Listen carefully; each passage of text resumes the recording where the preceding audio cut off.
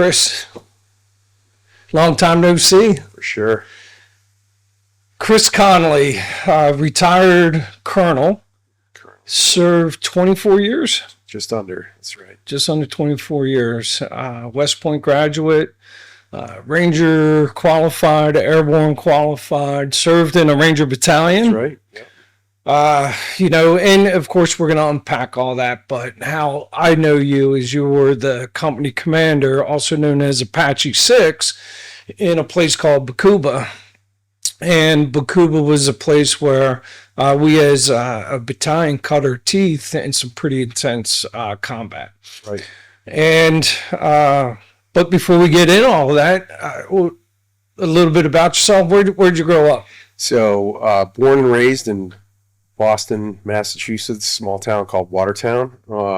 Watertown was put on the map for the place where they killed the marathon bomber. Marathon bomber got the Boston Marathon. That was where they found the marathon bomber and got him. So right outside of Boston, grew up, went to public school through 6th grade. My parents sent me to a wonderful Catholic private school from 7 to 12. Really kind of where I came into my own as a person and as a man growing up. Had a great experience at a school called St. Sebastian's, and it was really formative for me in my time there. What were some of the highlights? I played a number of sports. I was a goalie for the soccer team. I played 2 years on the varsity soccer team. I played 2 years on the varsity hockey team, although to be fair, I spent most of my time on the bench. The hockey team was great. A bunch of guys from that team have played in the NHL. I was not one of them. Really? Great hockey team. I managed to make the team, but I didn't play much. And that was fine. There were better players on the team. Yeah. And then I played 3 years of varsity lacrosse. Got some sort of accolades my senior year. All league, that type of thing. And it was really just a time where I kind of grew into my own. So, what year did you graduate? I graduated high school in 1994. 94. What did your folks do for a living? My dad was a journalist. He started out covering sports. In the early days, in the 60s, he was in Oakland, and he was a writer for the Oakland Tribune, and he covered the Oakland Seals, which was their professional hockey team at the time. When he met my mom, he eventually moved to Watertown, Massachusetts, 1971, and then he moved on to cover tennis. And so we went to Wimbledon and all the sort of professional tennis events, and he knew guys like John McEnroe and some of the really sort of more famous pro tennis players back in the day. My mom used to host Wimbledon parties at our house on Sunday mornings to watch the men's and women's final. And that was some fond memories. And then at some point, right around my dad's 50th birthday, he transitioned over to be the assistant regional director for public relations at the U.S. Fish and Wildlife Service, covering the Northeast region. Oh, okay. And so that was sort of, he was a fisherman his whole life, a bit of a hunter, and ultimately that was sort of the perfect job for him because he got to write, he got to be a part of the wildlife management that organization does, and he got to do some pretty cool things in that position. It sounds a lot better than going hanging out at a tennis match. But that's right. That was just sort of his thing. My mom was an executive at Polaroid. She started in 1969 as a secretary. She had learned shorthand in school and went to secretarial school after high school, and eventually found her way to working as a secretary at Polaroid for the trade shows director, who was also a woman, and that's rare back in those days. And when that woman moved on, my mom went from being the secretary to holding the position of the head of trade shows globally for Polaroid. She did that until 1982, when at that time sort of digital film had taken off and Polaroid was kind of on its way out as a publicly traded company. She left in 1982. I think they went bankrupt in 84, and she started her own trade show business. Okay. Sort of as an independent contractor for companies to do that type of thing. And then a few years after that, she quit working full time and stayed at home to raise me. So okay. That was okay. High school graduation, what year? 1994. Okay, Yeah. so 1994 you graduated high school. Was college in the cards? Yep. I knew pretty early on in high school that I needed to do something a little bit differently. And so I saw a thing on one of the channels about the Naval Academy. And so I got really excited about Navy and the Naval Academy. And, Top Gun was still a thing back in the mid to late 80s. And so I was pretty excited about going into the Navy and going to the Naval Academy. And so in exploring that process, a lot of people suggested to me, which was great advice, to apply to all three academies because, for whatever reason, one doesn't work out. You're still sort of in that military sphere. And so I did. And going through the medical evaluation process, I learned that I am red-green colorblind. And that is a disqualifier for the Naval Academy. And you need a medical waiver for both Navy and Air Force to go to the Academy. Whereas West Point, they're like, you're good, man. Got a pulse. Yeah, right. They weren't as focused on my color vision. They just said, look, you're never going to fly a helicopter, but there's plenty of other things you can do in the Army and serve. And so West Point ended up becoming the sort of best of both worlds for me. My parents sacrificed a lot to get me into and pay for a private education. And I knew that I was going to be responsible for paying for college. And so I also wanted to play lacrosse. I was sort of recruited Division I lacrosse player at a number of schools, West Point being one of them. And it seemed like the right discipline environment for me to not kind of go off the rails in a college experience. I had this vision of, if I went to, a lot of my friends went to Boston College and did great, and they're all doing well now, but I had this vision of me as Chris Farley, 7 years into college, barely graduating. And so I thought I probably needed to be in a more disciplined environment, and West Point sort of became the solution to all problems for me. Okay. And so I ended up at West Point. I started 3 weeks after I graduated from high school and never looked back. 3 weeks after high school. That's not much of a summer break. It was not a good summer break. What did you jump into when you got there? Was there a prep camp or something? So you do the summer training, which is their version of basic training. Is that like Camp Buckner? No, Buckner's after your first year. Okay. The sometimes it's termed Beast or Beast Barracks. That's yes. The initial phase, basic training, cadet basic training, where you go for the summer and they teach you basic military stuff. Same, I would say it rhymes with basic training, but maybe less arduous than the standard infantry basic training. Was that a shock to your system? Yeah. Oh, yeah. I had no idea what I was getting into, but it ended up. You just gotta, be resilient.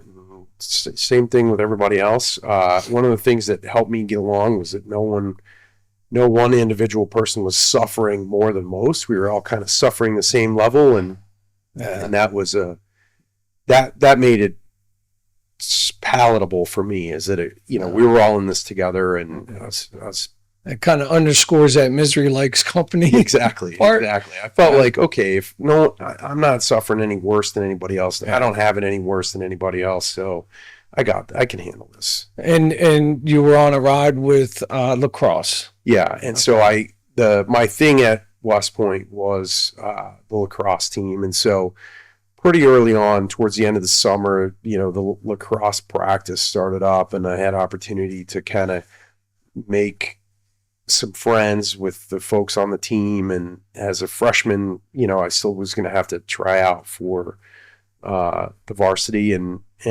but that sort of smaller community inside West Point was a great thing for me to have, sort of this ready-made group of friends. Yeah. That we were all sort of in it together in a smaller community inside a small community. Did you have focus on degree path? Yeah. No. No. That's a great question. I did well in high school academically, which got me very, very little at West Point. I didn't struggle academically, but I certainly wasn't top of the class. I was right around the middle. Okay. Pete Chapman was like a double-digit graduate guy. I think I graduated 580. He graduated like 58 or something like that. He was much smarter than me, which is obvious if you talk to him. Lacrosse was my thing. I ended up majoring in environmental science, specific track called mapping, charting, and geodesy. And I enjoyed that stuff, Okay. And to be honest with you, I made the varsity lacrosse team my sophomore year, and I played sophomore and junior year, and balancing a pretty rigorous course load plus full-time Division I, year-round sports was challenging. Yeah, it's hard. I can imagine. And I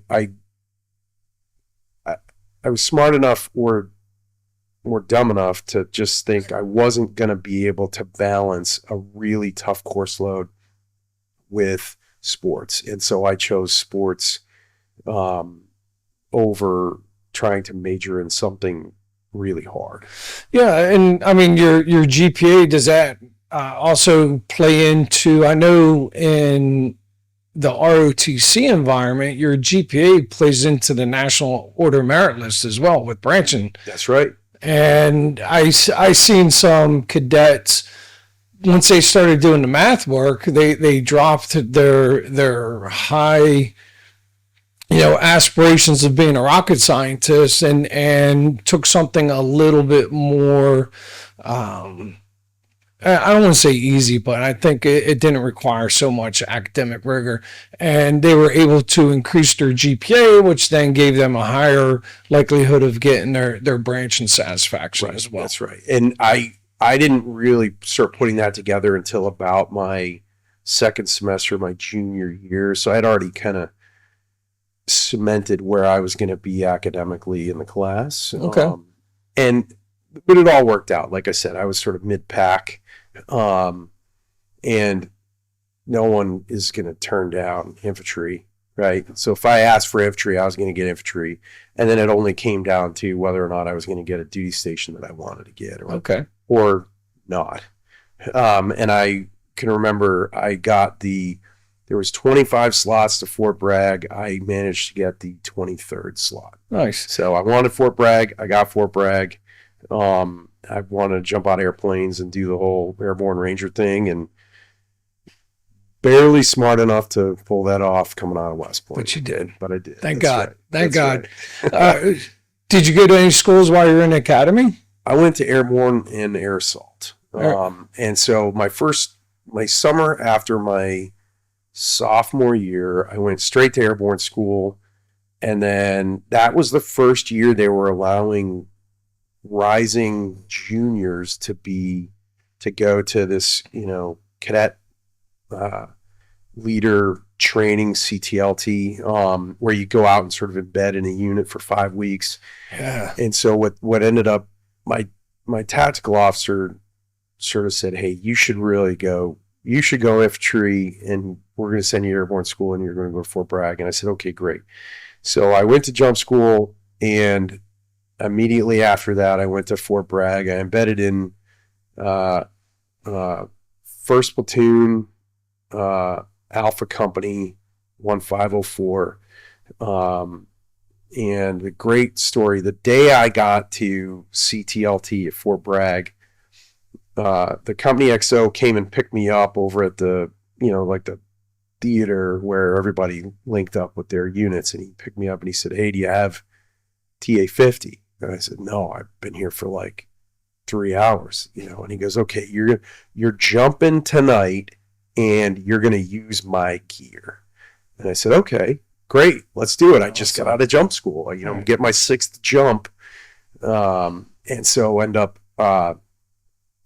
it was use some terms for you. It was a 6 and 5 large package, which meant the entire battalion was going to jump, including all of its vehicles. And so we had 6 C-141s worth of people, and then it was 5 C-130s worth of vehicles all rigged up from, towed artillery pieces, Humvees, all that type of thing. We were jumping Sicily drop zone, and then we were doing a march to daylight, which was, we ended up getting on some Blackhawks on the drop zone. They dropped us off somewhere else. To this day, I couldn't tell you where they dropped us off. And I was stationed at Fort Bragg. We walked all night, and then we did an assault on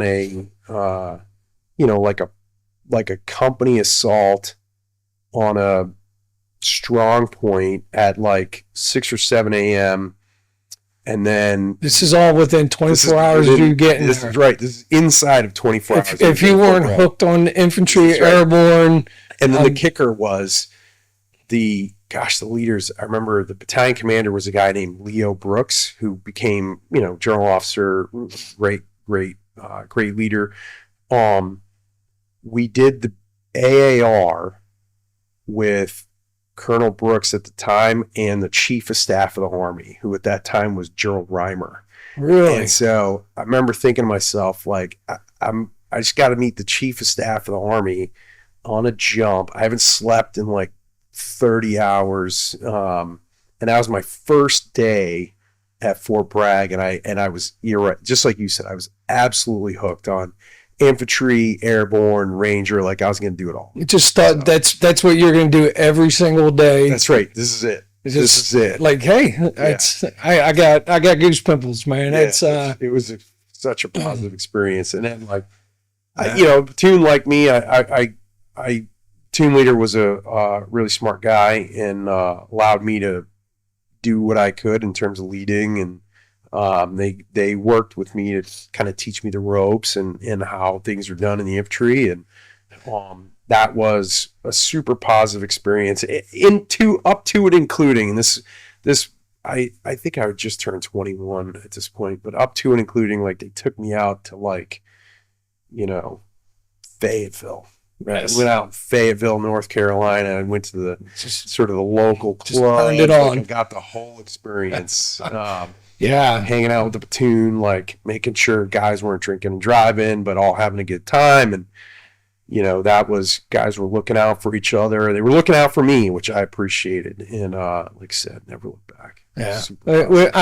I remember having a few LTs come or cadets come and get embedded. And one was over in Korea. One had come over to Korea and hung out, and they snap linked them into me. And we had a good time. Yeah. Played hard, worked extremely hard too. Yeah, right. It was good. That was it. Like I said, that was infantry from then on. I think that's a great program. It certainly sets, well, sometimes maybe some unrealistic expectations, right? Like, oh man, this is, you get that snapshot, and then, well, I don't know. How long were you there? 5 weeks. 5 weeks. Okay, so you got to see a little bit of the other grind too, right? That's right. It wasn't quite in and out, but day one was certainly, sort of back when I had hair, sort of blew my hair back a little bit in terms of this is what the Army is like. And, you know, did all your buddies that went out and got put into platoons, did they all have like experiences? No way. I was so fortunate in that regard. Like, imagine, you know, day one, night jump, battalion night jump, Sicily drop zone, link up on the drop zone, get on a couple of Blackhawks, fly somewhere else, conduct an infill all night, wait till dawn, conduct an attack, run the AAR with the chief of staff of the Army, and then go back, turn in weapons, and go to sleep. Right, like that was day one. So nobody else got that experience. I felt very fortunate for that. So then you go back to school, and you're just chomping at the bit to get to the unit. Kept my little red beret with the blue and gold flash, and I was like, all I'm going to do, I'm going to get back to this unit. And so I did. Managed. My first assignment was 1504 Alpha Company. That's right. Yeah, as you're telling the story, I'm looking over your shoulder, and wow, that's pretty cool. Yeah, it was good. It was really good. It was really, really good. Was the same leadership in place by the time you got there? Or no, I mean it was a couple years. So there was maybe one or two guys in the company that recognized me from when I was a cadet, but for the most part, you know, turnover, PCS, all that type of thing. So okay. So lacrosse, how'd that go? No injuries, no, everything was good to go. Lacrosse was positive for me until it wasn't. I realized partway through my junior season, I was decent. I wasn't getting a ton of playing time, and that was just because there were guys better than me on the team. And I wanted to start focusing more on the Army. Like the Army was something that I knew was coming. You know, you're there to be in the Army. Yeah. And so my senior year, I thought it would be best for me to spend more time focusing on getting prepared to be platoon leader. At that point, I had known I wanted to be infantry and try and do all that stuff and be as good as I could be. And so I made a choice my senior year that I was not going to play lacrosse. And instead, I focused on doing more military stuff. There's a big military competition that West Point hosts every year called Sandhurst. And so I joined the Sandhurst team. And I got super fit, and I learned like a bunch of the sort of basic infantry stuff from like one row bridge to taking apart and putting together weapons. And, you know, it was a super positive experience for me. And I felt like that was the best thing for me to get ready to go out in the Army. So I don't regret anything there. The Sandhurst experience was super, super positive for me. We had a really good team. And we did well. I think we placed 4th overall in the competition, which was great, you know. So Sandhurst, that has roots from the British Army. That's right. They come over and participate. It's gotten much bigger now. It's all over social media. Oh yeah. You know, like, back then, West Point didn't put together like I don't know what the right term is, all-star team, dream team, whatever you like. I think they do that now where they have like Team Black, Team Gold, who are sort of, and then the companies all put their own teams together. I just was on a company team. And then you get some schools, ROTC schools compete. You see, University of Central Florida had sent some cadets up there. And then you have, certainly the Royal Military College Sandhurst brings a couple of teams, and they're always pretty good. Yeah, but I think they were more like that sort of all-star team type of situation. And so I'm glad they do that now. But I kind of keep up on the competition. I like to see who wins every year. Was it always a requirement to have a female on the team? It was when I did it. Yeah. Okay.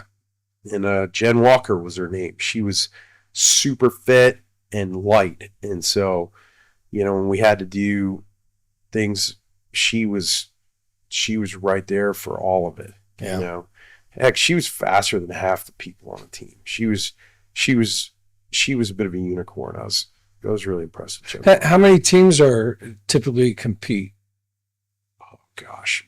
When I was there was 36 companies, so that was 36 teams from West Point, plus 2 teams from Sandhurst, maybe 5 or 6 teams from ROTC back then. I mean, this is in 97. And you guys placed 4th? Yeah, 97, 98. It was actually, I guess it would have been spring of 98. I graduated in 98. That was my senior year. So spring of 98. Yeah, we did 4th. Yeah, that's pretty awesome. Cool. Yeah. And that set the stage for Ranger School? Yep. Yeah. All we'll see. It was definitely something I was thinking more about being fit. Because I knew that, from being at Fort Bragg, like your fitness, it really wasn't your fitness as much as it was just your ability to run.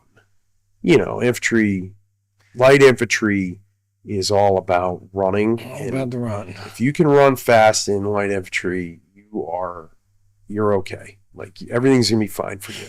If you struggle to run, life's gonna be hard. Yeah. And that really prepared me to run fast and I'm a bigger dude, right? Yeah. So nothing like, and especially as lieutenant, right? Like you don't want to be that LT that shows up and isn't out there. Yeah, that's right. Out front.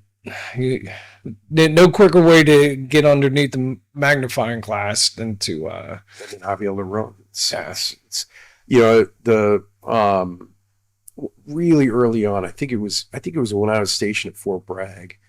The battalion sergeant major was talking to some folks about PT, and he's like, "Look, we already give you the answers to the tests. It's just a question of whether you're going to study." And that resonated with me, and I was like, like I said, a bigger person, running fast was important because it just made everything easier in infantry. Yeah. Made your life easier. Yeah, man. That's so you get off to so you graduate, and do you go straight to your unit or do you go straight to Fort Benning? Fort Benning, did IOBC. Funny story at IOBC. So my class, the first captain, who was the sort of senior cadet, was a fella named Patrick Conley. He was also the number 1 academic cadet. He was otherworldly, super sharp. He went infantry as well. But he was smart enough to go to the later IOBC class. I went to the early one. And so when I got there, they said, where's Lieutenant Conley? And I sort of gingerly put my hand up. And I'm like, why are they asking for me? Like, what did I do? Am I already in trouble? And they were like, hey, were you the first captain at West Point? And I was like, no, that was Pat Conley. And they were like, well, you're still the class leader. And I was like, okay. So they made me the class leader at IOBC because I had the same last name as the guy who's the first captain at West Point. So it was pretty funny. It was funny afterwards. At the time, I was like, oh my gosh. But yeah, so that was IOBC, and really IOBC was only focused on getting you ready to go to Ranger School. So everything they taught you was 5-paragraph op board, raids, ambushes, assaults, movement to contact. It's standard infantry. There's an FM. I know you'll know this, but for everybody else, FM 7-8, which is basically lists out the 8 battle drills that you need to do to be an infantry platoon, and it's focused on 7-8 and getting ready for Ranger School. And you got to be, when you graduate from IOBC, you're going to be super fit and you're going to be ready to give your best chance at Ranger School. Yeah, 7-8 and everything inside and out. Yeah, that's right. All right, so you off. Any break between the IOBC and Ranger School, or is it graduate and right in the hot seat? Yeah, a weekend, which was good. I didn't want to break. I wanted to go right in. Yeah. And I did. And Ranger School was actually even though I've maybe had this dream 5 times where I wake up and they tell me, I wake up in the dream and they tell me I got to go back to Ranger School. Like for some reason it got decertified, or time ran out, or whatever your brain comes up with. I've had that dream about 4 or 5 times, but I didn't have a super negative experience in Ranger School. I made a little bit of a name for myself. I won the pugil stick competition. All right, yeah. This is a lacrosse player, so I could hold the stick like a lacrosse stick, and I was pretty dexterous in that way. And so ultimately, I won the pugil stick competition for the whole school, and that sort of put me in a favorable light with the Ranger instructors and all that. And so, not that life got easier, but it just, the microscope got turned down just slightly for me because of that. Now, what year is this? I went to Ranger School from October 98 through January of 99. And so I was fortunate to have the Christmas break. So I finished, wrap week in Darby, and then we headed up to mountains. I passed mountains, and we came back to Fort Benning. We actually jumped in, which I thought was cool. Went on Christmas break for 16 days. I had lost 25 pounds. I put all 25 pounds back on in, I think it was 14 days off we had. I showed back up to Fort Benning. We took some buses to the Florida Ranger camp and got right back into it. The funny part about this, they made us do PT once. And so we had to go do like a 1 mile run on the runway. And as you can imagine, like every single Ranger student did nothing but eat for the last 14 days. So like PT was, I mean, I get that they probably had to do it, but it was hilarious to watch a bunch of guys who had all just recently put on like 25 pounds try and run down the runway. It was comical. All right. So yeah, graduated from Ranger School, got my tab, happy to sail straight through. I felt for guys that did not have that experience, because there were some guys that were there for months. A couple extra innings. I knew a guy that was there for 7 months, and that was, God bless him. he graduated with me, as a matter of fact. But yeah, just sort of, sometimes it's two types of Rangers, right? Smart Rangers and hard Rangers. And if you can't be smart, So, yeah, graduated from Ranger School and headed over to Fort Bragg. Zero break. So you're pretty much just all gas, no brakes. Yeah, graduate. That's right. I had a little bit of time after I graduated from Ranger School before I headed to Fort Bragg, and I spent most of that time just trying to get back in shape. Just because Ranger School and Christmas break sort of takes a lot of fitness out of you, so try to build it back up during that time, and got to Bragg. I was in decent shape. Yeah. So the real world missions that are going on right now in that time and space is Bosnia, Kosovo. Was there anything on the horizon that your units were training for when you got to Bragg? No, but like when I got to Fort Bragg, one of the sister battalions of my brigade, 3rd Battalion 504, got activated and sent to Kosovo for like 6 months. Okay. And they did that mission. We did not, it was a 1 battalion kind of mission. So otherwise it was trying to figure out who the threat was. It was very, the Cold War was obviously very Soviet focused for a long time. And I think when I got to Fort Bragg, the focus was more on, the Bosnian conflict, Serbia, that type of thing, Kosovo, peacekeeping, all that. So folks were just trying to kind of stay ready. You had that 18-hour wheels up mission anywhere in the world, wheels up in 18 hours. And so that was a good North Star to keep guys fit, to keep guys, 18th Airborne Corps. That's right. That's right. That mission. And that was really good. So kept everybody from being complacent. Yeah, when I was with the 24th Infantry Division, and later it turned into the 3rd Infantry Division, of course, I'm not sure if they're still part of the 18th Airborne Corps. I'd imagine they are. For sure. But we too were part of that 18-hour wheels up, had Bradleys at Hunter Army Airfield and some M1 tanks. Right. And and you're right, that is a good North Star for people because you just don't know. That's right. In fact, when I was at Fort Stewart, that's when Mogadishu happened. And they wound up eventually they did wind up sending some Bradleys over to Mogadishu through that process. But yeah, okay. Get to your platoon sergeant. Oh, Chris Dunn.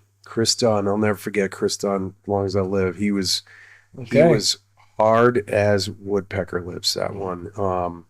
He Ranger Tab, 82nd Combat Patch from Panama, mustard stain on his master jump wings.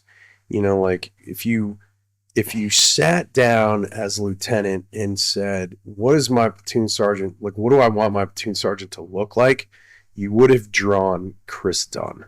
That was just, he was that's awesome. He would go to bed at like 7 p.m. because he'd get up at 4 a.m. Every day. And so you couldn't call him after 7. Like if they did these phone exercises or whatever, you had to get a hold of everybody just to practice. Right. He would be so mad if he got a phone call after 7. And so, but yeah, he was like, cup of coffee and a Mountain Dew and 2 cigarettes before PT, and then he'd outrun everybody and come back to the barracks. And yeah, he was an awesome platoon sergeant. I was so fortunate in that regard, because he could run the platoon in his sleep.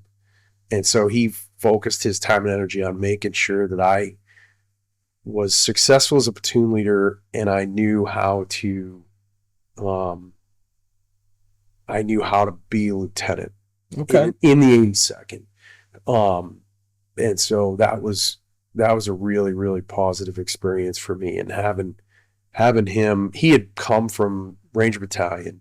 He was an 82nd guy to start. Then he got his Ranger tab, applied for and got into 1st Ranger Battalion, was an E5, E6 there, and then he got promoted E6P, and they didn't have a platoon sergeant slot for him at 1st Ranger Battalion, and so they pushed him back up to the 82nd. And so he had just gotten back to the 82nd maybe 6 months before I got there. And so he was a hard man and the perfect guy to help me be successful.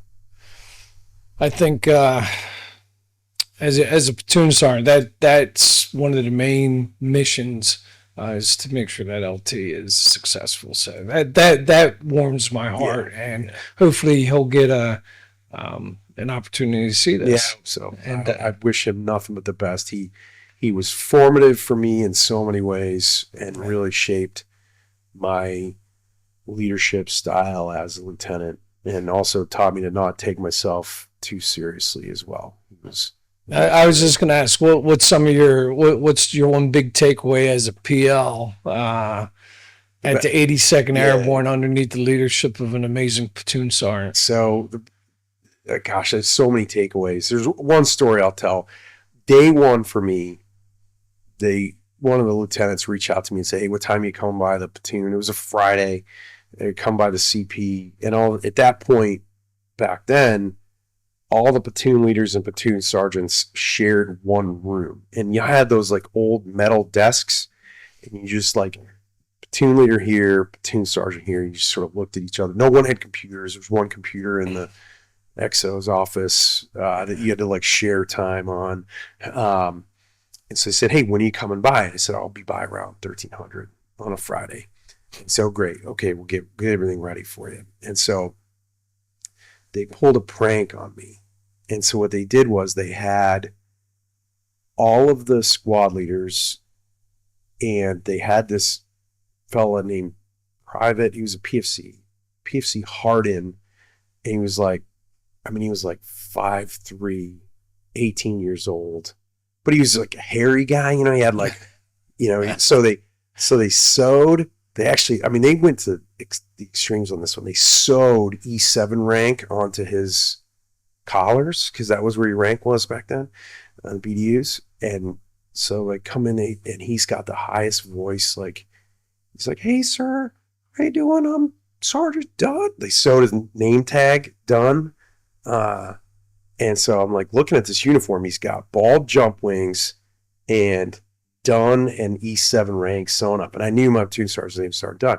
So, okay. And he said, hey, sir, nice to meet you. Here's your platoon SOP. And he like hands me this little book. And I said, oh, great. Hey, it's nice to meet you. And so there were 4 squad leaders are sitting all there.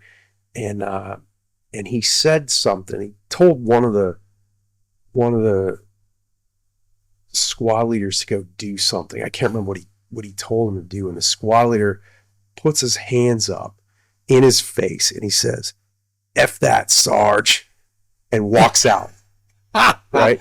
And I like watched this happen, and like my proverbial jaw hits the floor that this guy was an E5, just put his hand in an E7's face in the 82nd and walks out. You're thinking you're doing night jumps at night. Oh my gosh, no. Yeah, right. Well, I'm thinking like I now have like a major leadership problem in the platoon. Like, and so I'm like, okay, I'm not reacting to any of this. Like, it's day one. It's like first 15 minutes. And so he says, hey, sir, you want to go meet the platoon?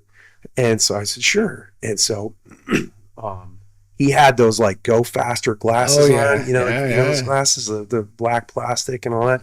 So we go up in the hallway. They were on the 2nd floor, and we walked to the stairs, and he yells, first platoon, get in the hallway, in his like super high pitched voice.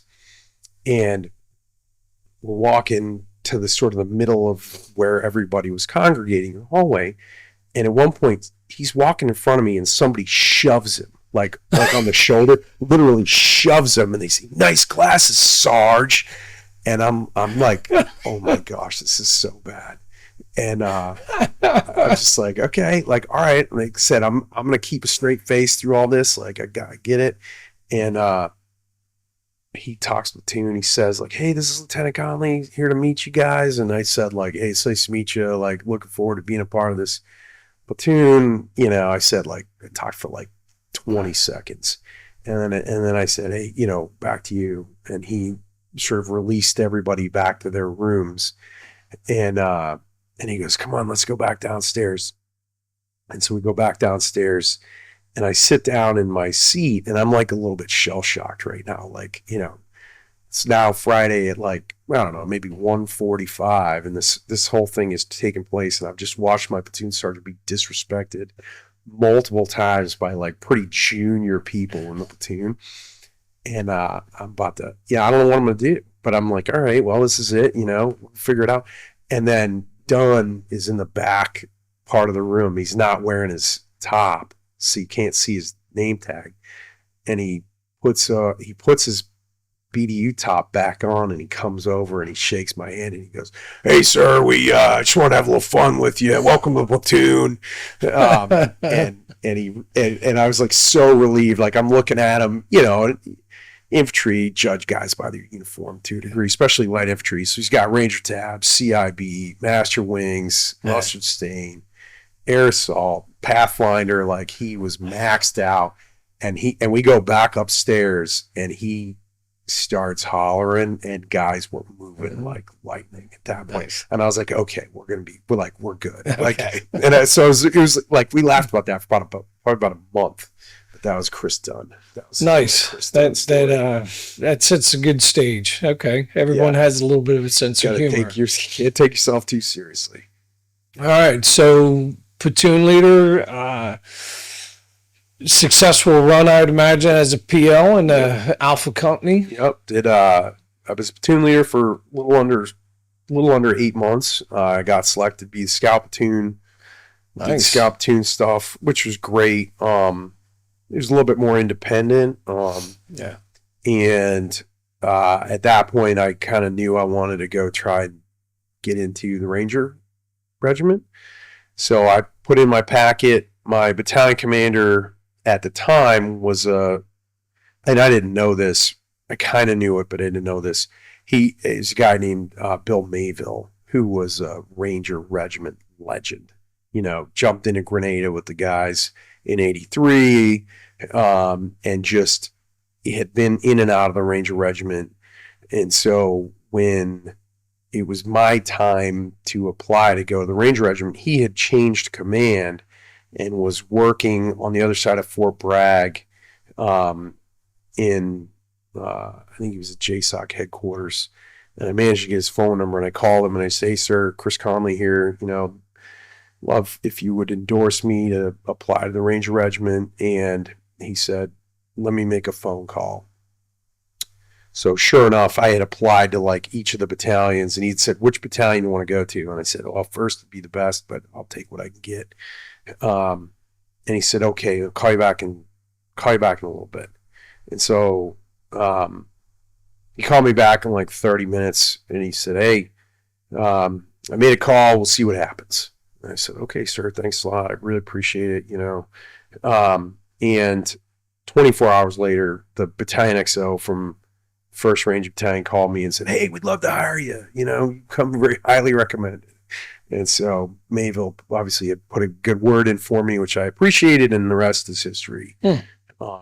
Got opportunity to go because back then and still to this day, you got to try out, right? You got to go to I think it was called Rope at the time, which is the like more, I don't want to say gentleman's course. It was still a pretty tough course, but like RIP was for like guys coming out of basic, getting ready to get Ranger indoctrination program. Those guys go in there and kind of get crushed. It's pretty challenging. Yeah. Rope was I think it was Ranger orientation program. I can't remember the acronym. Sorry. Now what year is this? This is 99. Okay. This is July of 99. Still peacetime or right. peacetime on.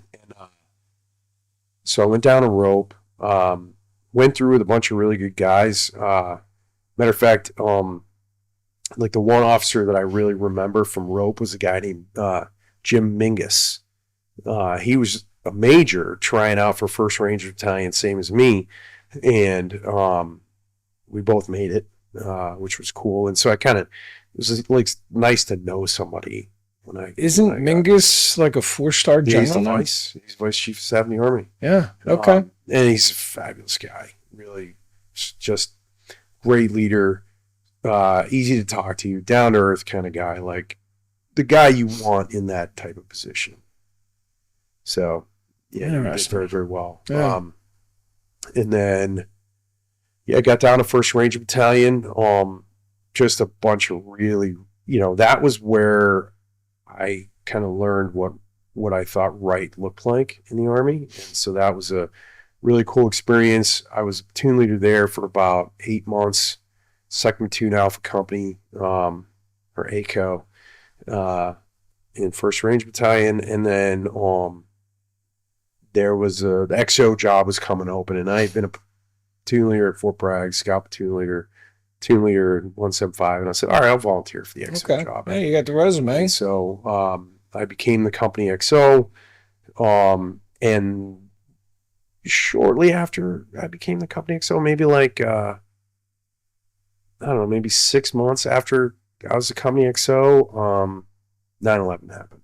So where were you exactly when 9/11 happened? Oh gosh. So we were getting ready to go to the field, and it was going to be a demo. We were going to be focused on demolitions. And so I was actually we had this warehouse, and where they stored a bunch of stuff. And so I was at the warehouse getting doors, like door frames,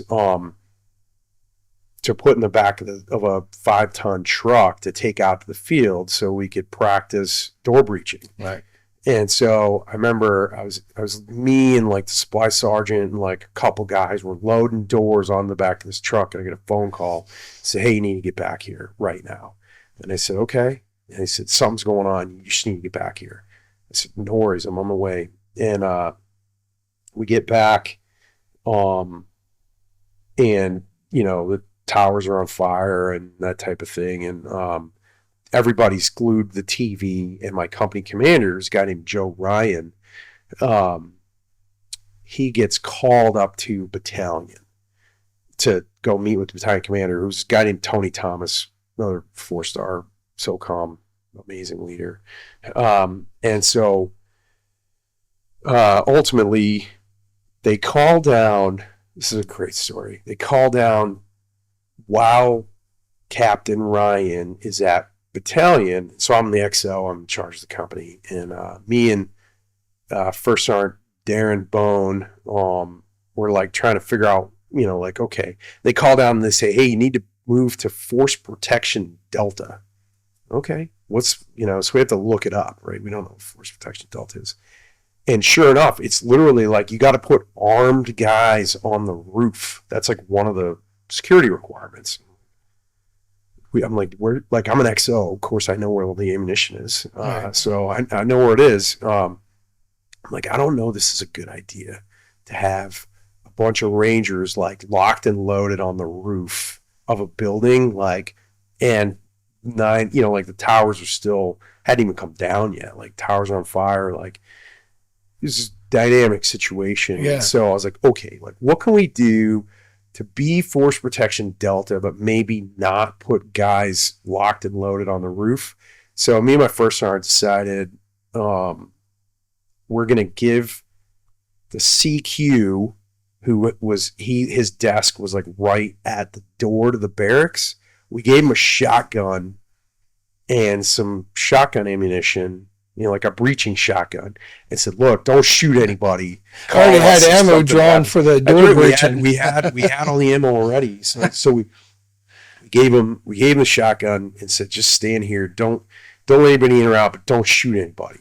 And so Captain Ryan came back down, and we had to give him an update. Like, what are you guys doing? What's going on? This, that, and the other. And so, hey, we got, Force Protection Delta says we got to have armed guys. Like, we got armed guys, but we didn't put guys on the roof with weapons. We thought that was maybe too much. And so we gave the CQ a shotgun. He's like, go get that shotgun right now. And so we went and got it. And we said, okay, we probably don't need to be armed at that point. But that was 9/11. We still went to the field 2 days later. And I think we knew we were going. We didn't know what that was going to look like or anything like that, but we knew we were going to end up going. And so everybody kind of was more focused and mentally trying to get ready in that 24 hours. I think, First Ranger Battalion's, nation's kickoff team kind of thing. I think we thought we might get the call as early as later that week. Mm-hmm. And so we were doing everything we could to be prepared and have stuff ready to go. And ultimately we were about to assume the 2-hour recall mission, but we were not on it yet. And 3rd Battalion got the call about a month later, and they left and did some stuff. And then we ended up backfilling them in the late December time period. So we spent most of November prepping, getting ready to go. And then we actually flew on December 26th. Really? Yeah. Okay. So, at that time, had you heard of Osama bin Laden? oh yeah, of course. You did? Yep.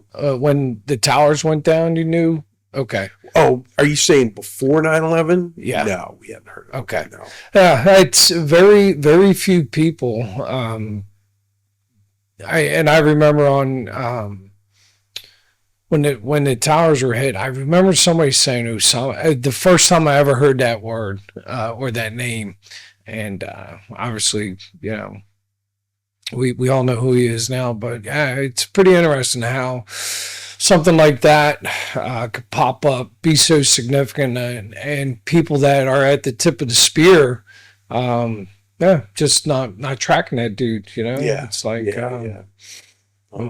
yeah. It was good. So we left. We assumed my company, it was a company plus deployment. Things were changing at the theater level, and so we Alpha Company 175 plus a pretty good slice of HAC got deployed end of December 2001. We fell in on Bagram and Kandahar. We were pushing the logistics. I, as the XO, spent the first half of the deployment in Oman and just building pallets with the 130 guys, pushing all sorts of supplies up to Kandahar and Bagram, every day. We had a slice element down there, and that was what we did every day. We build a pallet or two, get them certified by the load masters in the Air Force. They put them on a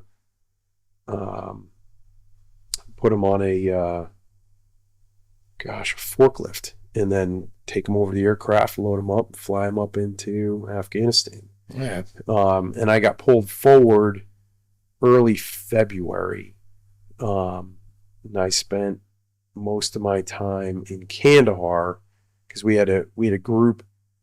Half the company was in Kandahar, and the other half of the company was in Bagram, and we were pulling the QRF mission for the sort of theater-wide soft elements. Okay. So that was kind of a classic Ranger mission, and so we one of the things I did when I got up there was we needed a place to train, and so we went out right outside of Kandahar. There was a place called Tarnak Farms, which was, if you've ever seen the video of the Al Qaeda guys like doing the monkey bars and yes, all that, that's Tarnak Farms. Okay. So there's a great big compound out there, and so my job at that point, I had to get with the Jordanians and the Norwegians to mine clear it because we thought it'd be mined, and it was. Yeah. And so they mine cleared it for us, and we set up a training range right outside of that compound where we could do everything from like fast roping to stress shoots and all those types of things. And so set up that range. And then the big event that happened for us was on March 4th. One of the theater soft teams, a SEAL team, got into trouble in a place called Takur Ghar.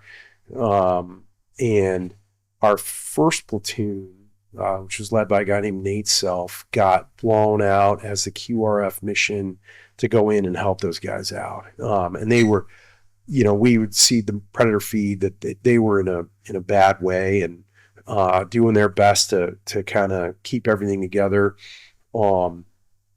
And so Nate and his platoon got blown out to go secure the objective and help those guys get out.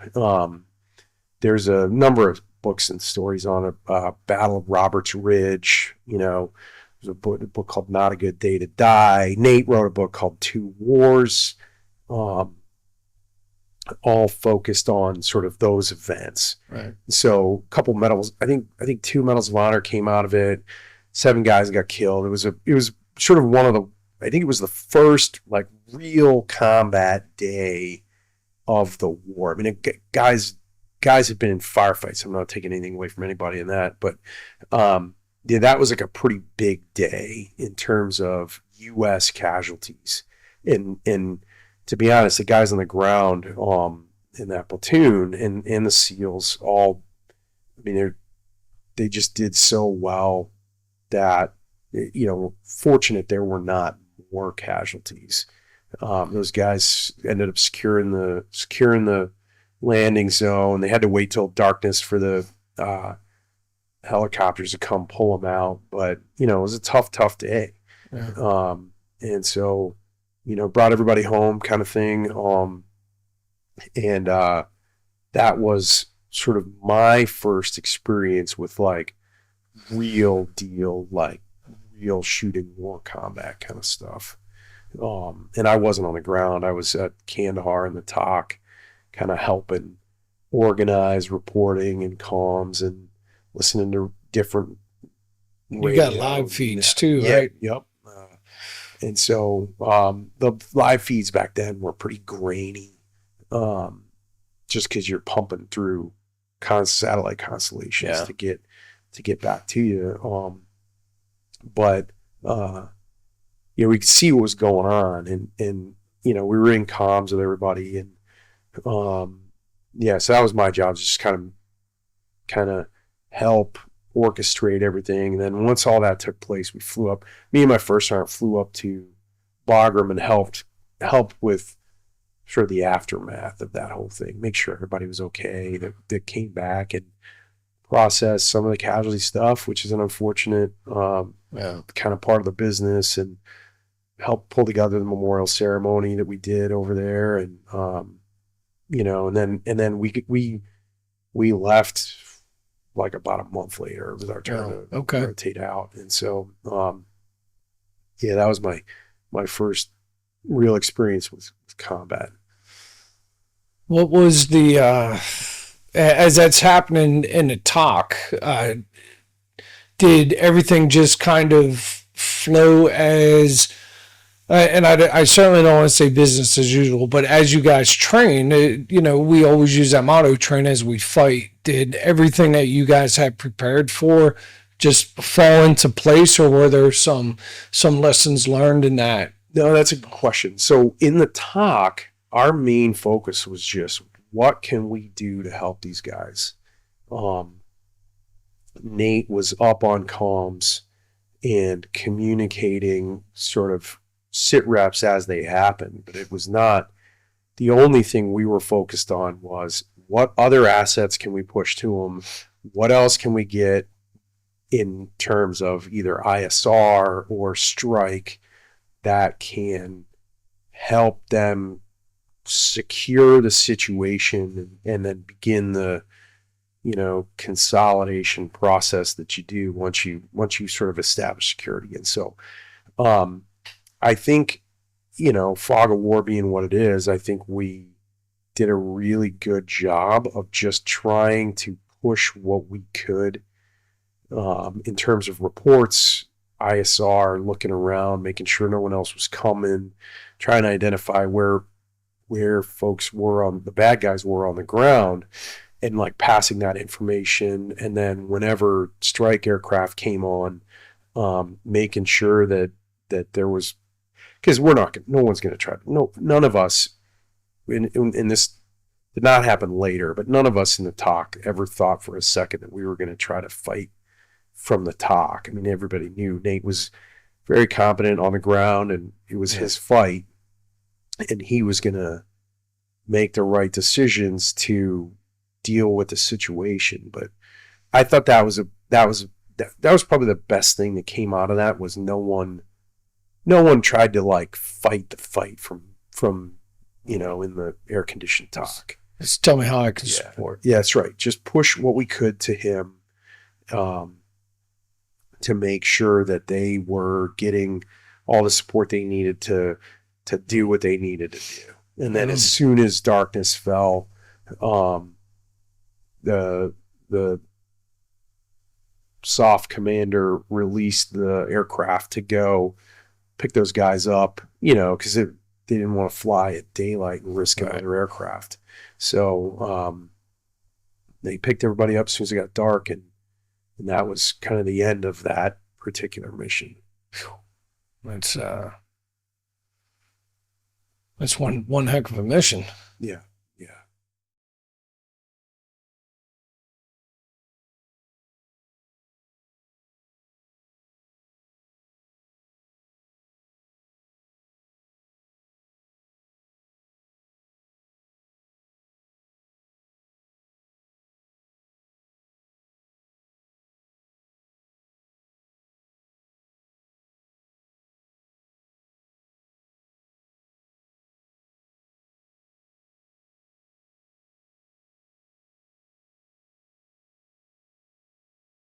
I mean, we went through the memorial stuff and we try to do our best to kind of make sure everybody was okay. And, the best thing we did was just to get back to training.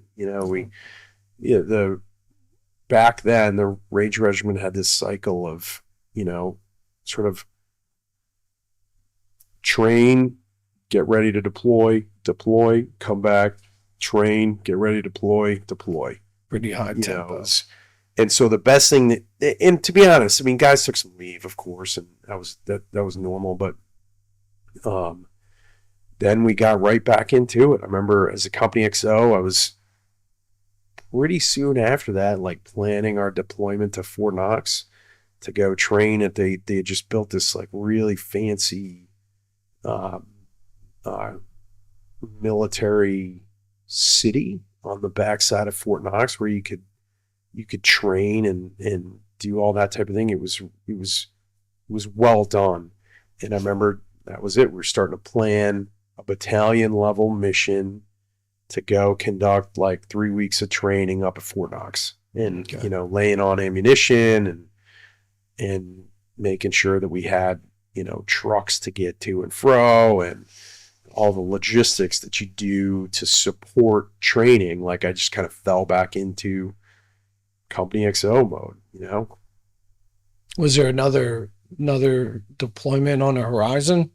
There was. I think we had at that point realized it was going to be, a 3 to 4 month deployment every 6 to 9 months. Okay. And that's what ended up happening. I knew at that point when we got back that me and Nate and everybody else, the lieutenants and the captains, we'd all just got promoted to captain. We were all on our way to the advanced course, captain's career course now, to kind of continue our career progression stuff. Okay. So Captain Career course comes quick, fast, and in a hurry. And yep. And where's that at? Is that at Fort Benning? Yeah, okay. At Fort Benning. Now Fort Moore. Fort Moore. Yeah. Still working on the names. Yeah. So that was a kind of a nice break. Because I was light at the 82nd and light at Ranger Battalion, I kind of knew I was going to end up going into a heavy unit, and that was okay. And so I ended up coming out of the captain's career course with assignment to Fort Hood. Okay. How long was the captain's career course? It was just under 6 months. Okay. So July to December of 2002. And then I had to go to the mech leader course. Yeah. And so in order to kind of, I mean, you know the deal. You're a master gunner. You know what that's like. Have you ever been exposed to a Bradley before prior to the mech leaders course? I mean, not really. I mean, like once or twice as a cadet, you go out to Fort Knox for a week. You get to like sit on a tank. I think we got to pull the trigger of a tank one time. I think we got to pull the trigger of a Bradley one time as well. But I can't tell you that I was like familiar with Bradleys. I mean, I could pick one out of a lineup, I guess. But, interesting. So coming strictly light background, like as light as you can get. I mean, right. 82nd Airborne, first bat, and now you're going to Fort Hood. That's right. What's going on in your brain? I mean, I was excited about going to Fort Hood. If you're gonna go mech infantry, everywhere's good. Don't get me wrong. I don't. But you want to be in like 3rd ID or 1st Cav or like Fort Hood is sort of like the center of the universe with respect to armored warfare, right? I mean, at that 100%. point, you had 2 full divisions and an ACR on Fort Hood, like something like 55,000 soldiers, right? Motor pool roads, like 5.2 miles of motor pool.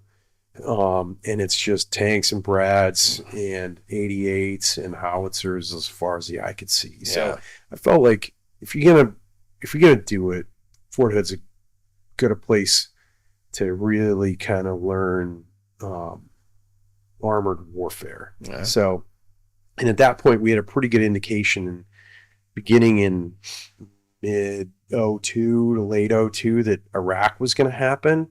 And so it was only a matter of time. You know, I knew going into Fort Hood that we were going to end up deploying at some point to Iraq. Yeah. I didn't know what that was going to look like. Obviously, I didn't. I was third ID was going at that point, but we didn't know the aftermath of what that would look like until we got there and started kind of doing stuff. So what was your take on the Bradleys at the mechanized leaders course? Yeah, I mean, I got nothing bad to say about a Bradley, and you know the deal. I got plenty of Bradley experience now, but I was fired up. I was like, all right, this is gonna be good. This is gonna be another side of the infantry that I hadn't really seen before, and I was excited about it. And like I said, I figured if you're gonna go learn armored warfare, you may as well do it at Fort Hood. So yeah, the Bradleys. They at least for me, when I went and got caught up in the Bradley transition, it's that once you realize the capabilities of that vehicle, it's like, oh, yeah, it's a party in a box. That's right. That's right. Yeah, Fort Hood was good. I started, and I know we'll get to this. I started out on the brigade staff.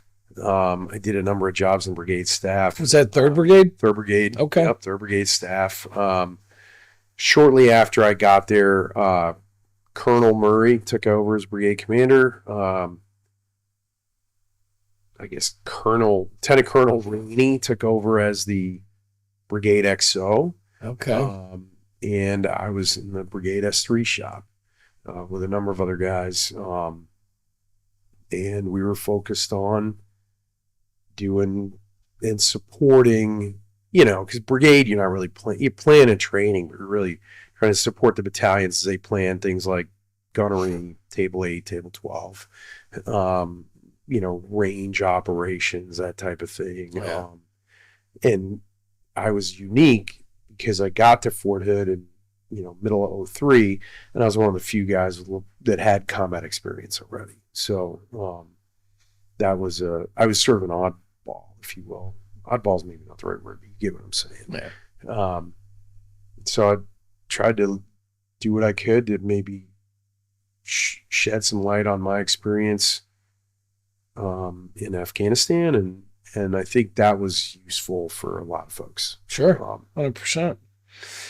And so we got orders pretty soon after I got to Fort Hood that we were going to go as part of the backfill rotation OIF2. And so we started the whole process of planning for that, which was good. Getting ready, figuring out RSOI was the big one. Reception, staging, onward movement, integration. Basically moving all your stuff from Fort Hood, get them on trains, go to the port, Beaumont, get on boats, go to the port in Kuwait, get everything off the boats, and then get them staged, get everybody linked up with their vehicles, and then get everybody qualified, shoot something while you're in Kuwait, and then head to wherever you were going to go. The complete polar opposite of light infantry. Right? Exactly. Trains, ships, yep. Tractor trailers. It's quite the undertaking to get a brigade up and moving. That's right. One of my jobs, I ran the railhead for the brigade as we packed out, and that was dealing with like train guys. Like I never even had that thought in my brain that I'd ever be talking to somebody from like BNSF. Yeah. Like how to stage a train, and it was. Was it company command in view, or was this just something where you were in a hold pattern until something opened up? Yeah, I was in a holding pattern for a while. When I had gotten there, like right when I got to Fort Hood, the folks at Branch were telling me you'd be in command in 12 months at Fort Hood, and I'd be on my way back to the Ranger Regiment, within 24 to 30 months, which is what my plan was, right? I did well at 175 and obviously wanted to go back and try to command a Ranger company. And that was sort of the plan. And then when I got there, I got the 3rd Brigade, which at that point was the infantry heavy brigade. So it had 2 infantry battalions and 1 tank battalion. They de-scoped the Delta companies. Yes. So that meant 2 commands went away. And so the line for captains to take command just got a little bit longer. And so I think I knew I wasn't going to take command anytime soon, but it was all right. I was on brigade staff. So I was just trying to focus on like all the stuff I had to do for that. Had you linked up with Pete Chapman by then? I knew Pete. Pete and I went to West Point together. We knew each other at West Point, and we were in the same squad during IOBC. So like me and Pete had been buddies for a while at that point. And I knew Pete and I we went to the career course together, and we got to Fort Hood within a couple weeks of each other. Okay. And I knew Pete got snatched up to go to division headquarters for his first job. And I was at brigade. So I saw him from time to time, because he was in the division G3 shop. And so I'd talk to him here and there. But I knew Pete since West Point. So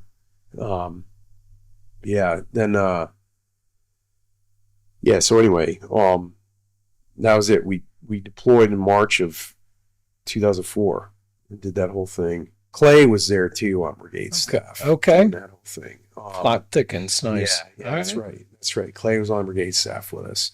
And we did Kuwait. And then we ended up brigade headquarters, 3rd Brigade, ended up in the green zone, like securing the green zones, manned all the checkpoints, like battalions. 3 Cav owned, I think, almost all of the checkpoints in the green zone, or all the checkpoints in the green zone.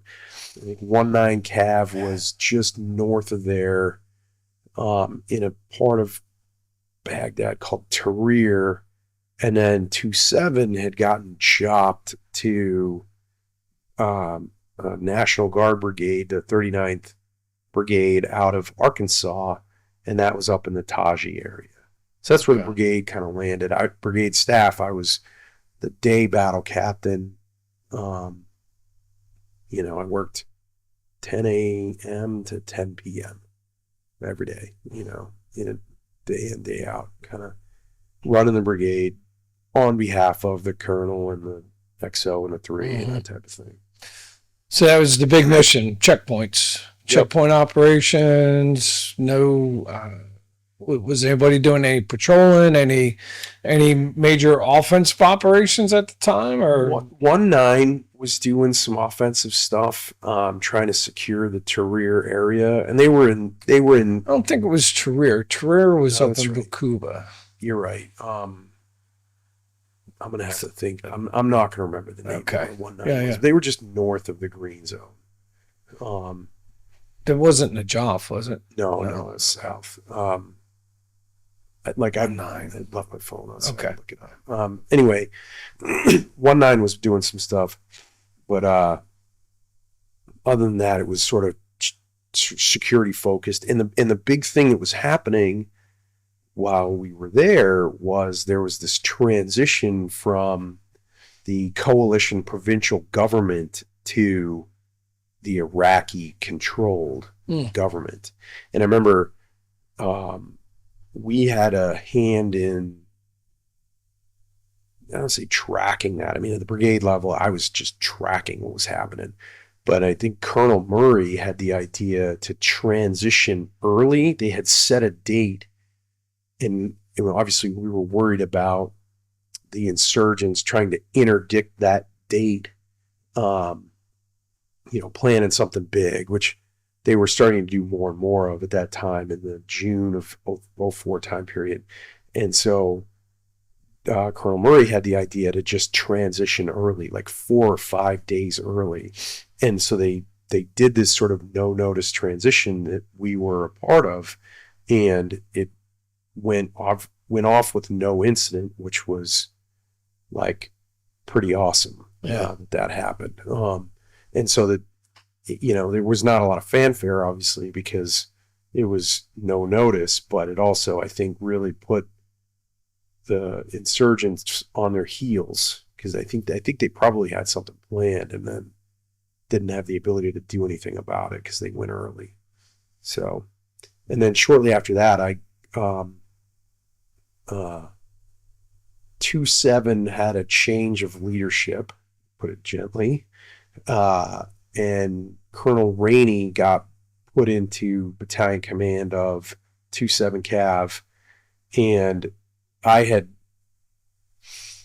established a pretty positive reputation with Colonel Rainey at the time, and I thought the world of him as a leader, and I think he liked me, and so he went up to 2-7, and he called back to Colonel Murray, and like within maybe 2 weeks of him getting up there, I got told I was heading to Taji to be in the S3 shop at 2-7. Okay. So that was a pretty cool thing to be able to follow him up there.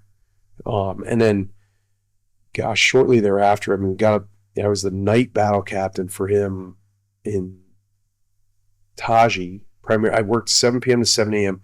in his words, so that he could sleep at night, which made me feel good. He trusted me. He's like, look, I'm not going to get sleep if I got somebody else running the battle at night, so you got it.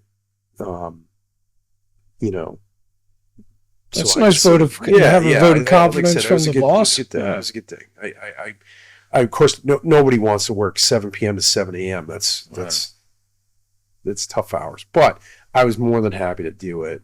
When somebody says something like that to you, like, how can you not be fired up about it? So I did that. And then shortly after that, gosh, in late July, things started to really blow up down in Najaf, and 2-7, I think the Marines at that point, it was 11th MU down there. The Marines had asked for some support, and whoever makes that decision, I'm sure it was the Corps commander, said we'll take 2-7 out of Taji, and we'll push 2-7 down into Najaf to help out. And then the other battalion that came was 1-5 Cav out of 2nd Brigade. Well, I don't remember where 1-5 was. And they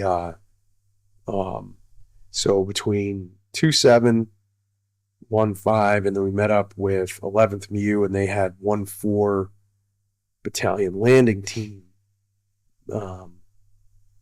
Those 3 battalions kind of planned and executed the Battle of Najaf in the August of 2004 time period. That's a pretty big footprint. Yeah. It was a big deal. I remember there was a really good scene of Colonel Rainey and R3. He was a guy named Tim Karcher, who was he was a really good 3.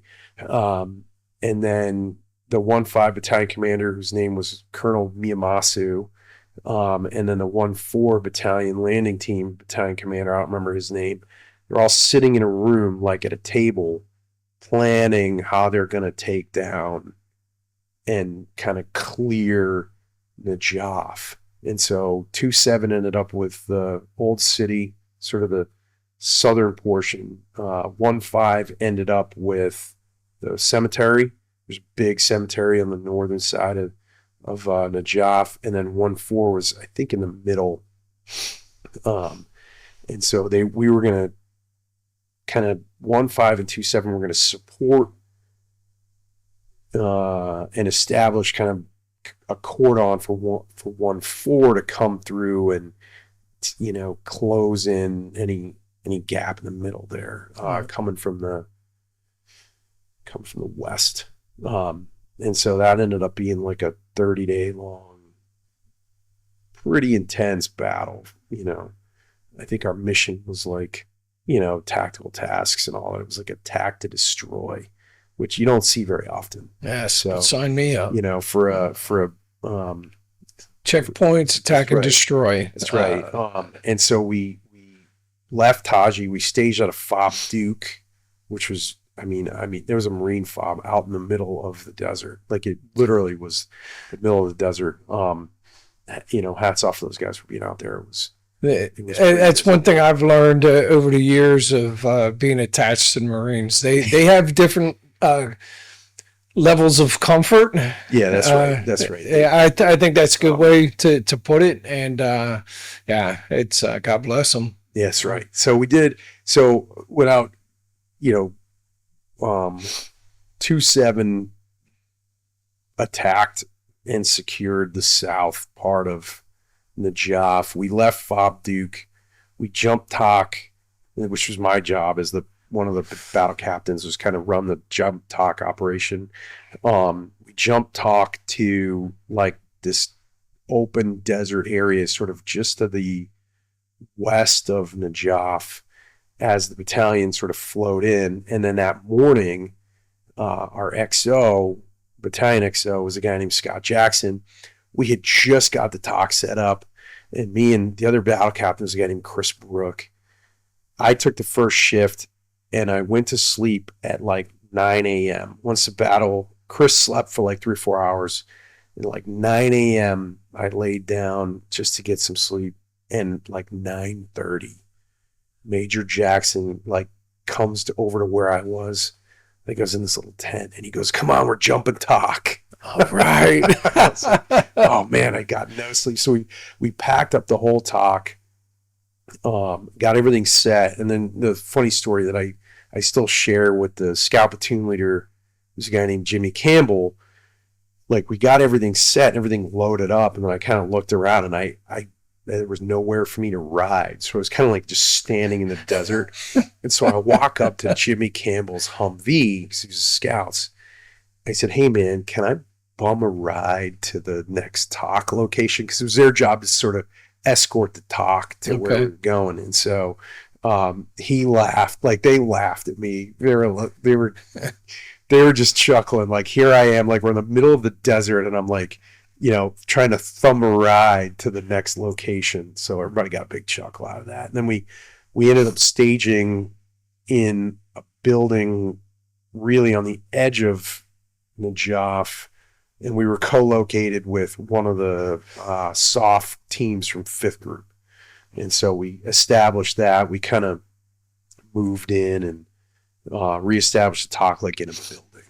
So it was a little bit easier to manage, and essentially ran the fight from there for the next few days. And then we did a tack jump to like a police station in almost right in the center of Najaf, as guys sort of moved through town and secured more and more areas. Now, who were the fighters in Najaf? It was all the Shia guys under Muqtada al-Sadr and the sort of Mahdi's militia back then. And so what had happened was 1st Brigade, 1st Cav got into a big fight in Sadr City and pushed a lot of Sadr's, Muqtada militia out of Sadr City. And that was a ton of fighting in like April of 2004. Those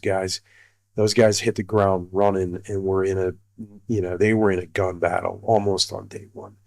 And so they fought in Sadr City for a couple of months, established security, and I think everybody left Sadr City and went down to Najaf, because those guys were all Shia.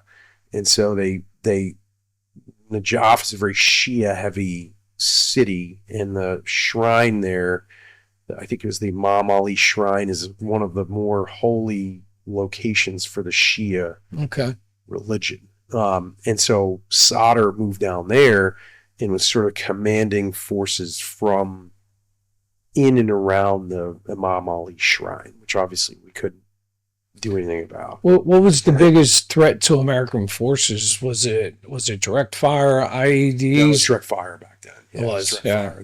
There wasn't. I don't think we were super worried about IEDs. It was more of just a straight gun battle.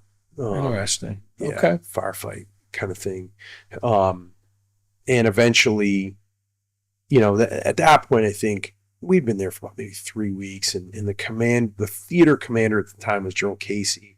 I think he had gotten involved with the Iraqi government, and they had called for a ceasefire to try to negotiate without any more bloodshed. And I think they did that. We got ceasefire for like 3 or 4 days, from what I remember, and then ultimately didn't work out. So we resumed combat operations for like 3 or 4 more days, and then I think one night, maybe like 2 or 3 in the morning, the mosque speakers went off, and there's a funny story here. I was on the roof of the police station at that point, just because it was cooler up there, with one of the interpreters. And the mosque starts going off, which is not normal. Like, they normally have their 5 times, which is very much like clockwork. And that was not a regular time for them to be talking. And so they had issued a command of like, everybody needs to leave, like, we'll regroup somewhere else. That's what they're saying over the mosque. And so I look over at the interpreter and I say, hey man, what are they saying? And if you remember, this was August of 2004, and so it was an election year. Yep. And President Bush was running for re-election. And so the Terp looks at me without batting an eye, and it's like 2:30 in the morning, he looks at me and he says, I said, what are they saying? And he goes, vote for Bush. So... But that was pretty funny. And now the Iraqi elections were getting ready to happen as well, right? They had just done the transition, and so they had this sort of interim government in place. They had done the transition in June of 2004, and so I think they were still nascent. I don't think they had a parliament yet or anything like that. I think they were still forming that, but I don't remember there being an election for the Iraqi government, but I could be wrong. It might have been afterwards, because I was in Ramadi at the same time frame, and I think it was after our elections, the Iraqi elections had taken place. So I think you guys might have already departed the area. Okay. So then for Bush. For Bush, it's pretty funny. So then we, everything sort of settled down after the next 3 or 4 days, and we ended up heading back to Taji. And of note to the story, which you'll appreciate, old Captain Pete Chapman found his way to Fob Duke to be assigned to 27 Cav, right as things were winding down in Najaf. And so Pete became the plans guy in the battalionist reshop. So I was sort of maybe current ops or battle captain, whatever, and Pete became the plans guy. So it was good to see Pete. That was sort of our link up in 2-7. I hear some familiar names: Scott Jackson. Yep. Tim Karcher. Yep. You were surrounded by some pretty good, stellar folks. Oh what was some of your leadership takeaways during that time frame? So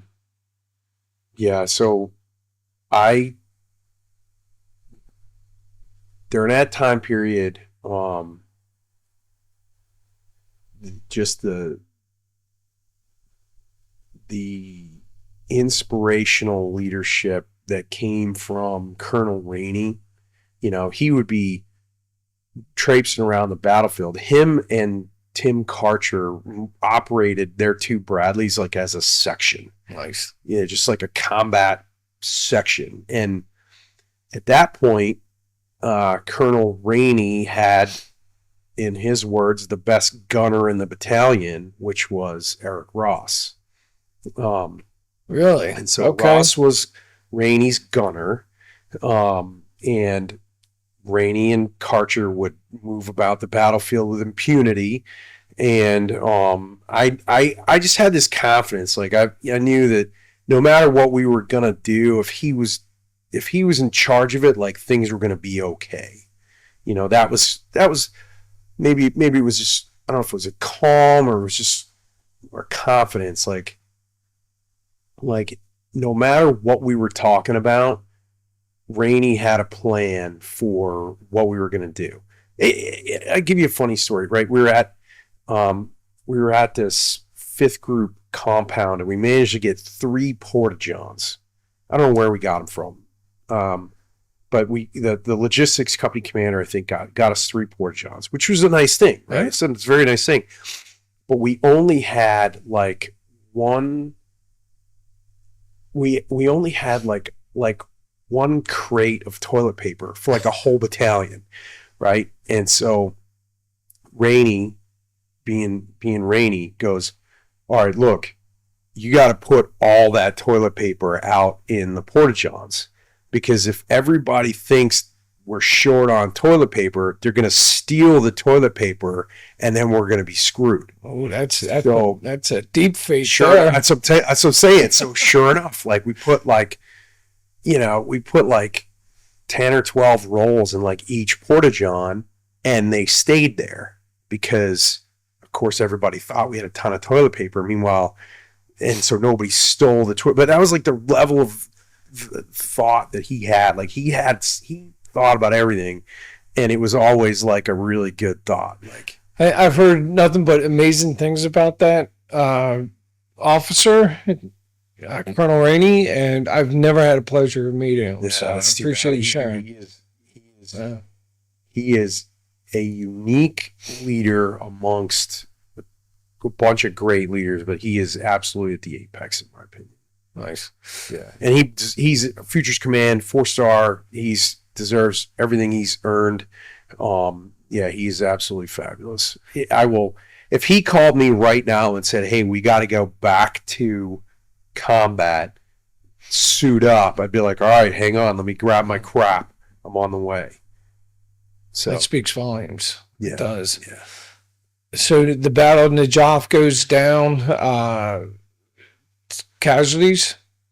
Yeah, we took some lumps, but we did okay. Like the guys in 1-5 had a bit of a tougher fight because they kind of had to go grave to grave. Yeah. The guys in 1-4,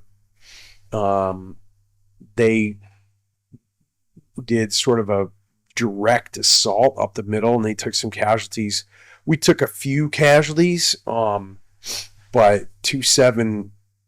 Yeah, not to minimize the casualties, because that's not what I'm here to do. Sure. But Yeah. we did pretty well. Like we gave a lot more than we got during that time period. And there were, there's a great story about a guy named Sergeant Tatuli. Who's a great big. He was Hawaiian, maybe Samoan. He was clearing a room one time, and he entered the room first, and the guy bum rushed him, and it hit Tatuli back into the door and shut the door, and like Tatuli like didn't have use of his weapon because he was being grabbed by this guy, and like killed the guy with his bare hands, kind of thing. Like that was an enigmatic of 2-7 in Najaf. Like, here's this 240-pound like monster of a guy, gets attacked, doesn't have the use of his weapon, and still comes out on top. Like, that would be my analogy for 2-7 in Najaf. Yeah, I remember hearing stories and updates, and yeah, it was certainly something that got a lot of people's attention. That wasn't the only big fight 2-7 was part of. That's right. And so 3 months later, we, that everything had been happening in Fallujah. We the U.S. had pulled out of Fallujah in April of 2004, and sort of established a cordon around it. And then in October, November, they decided we're going to go back in. And so Marines, as the story goes, and I don't have this firsthand, but the Marines called the Army at like the 3-star level and said, hey, we need 2-7 again. And the Army, I think, politely said, look, you can't ask for battalions by name. That's not how this works. And so then the Marines said, okay, fine. We want a battalion that looks and smells exactly like 2-7. Yeah. And so we got notified again in late October of that we were headed to Fallujah, and we sort of did the exact same thing. Jumped the whole battalion. We occupied Camp Fallujah with the Marines, established, plans, that type of thing, and then ultimately began the planning process of going back into Fallujah. And at that point, 2-7 was attached to RCT-1, Marine unit. Is that regimental combat I team? think it's regimental combat team. I know you. I'm working on no acronyms, but I wasn't sure about that one. So Marine brigade level of Marines. I think it's regimental combat team, RCT-1, part of 1st Marine Division. Yeah. And our job was to lead the way. 2-7's was. So again, I was a battle captain.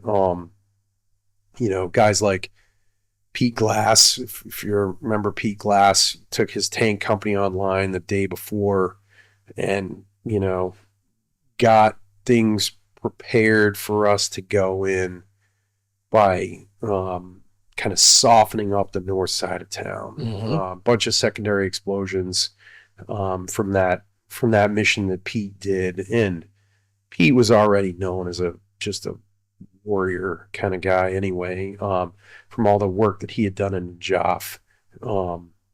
But that was a big deal for Pete to kind of get online and lay down a good base of fire to open up the north side of town for the next day when 2-7 would go in. Yeah. So, and then we did, at the time, Ed Twidell was the Apache company commander. Pete was the Charlie 3-8.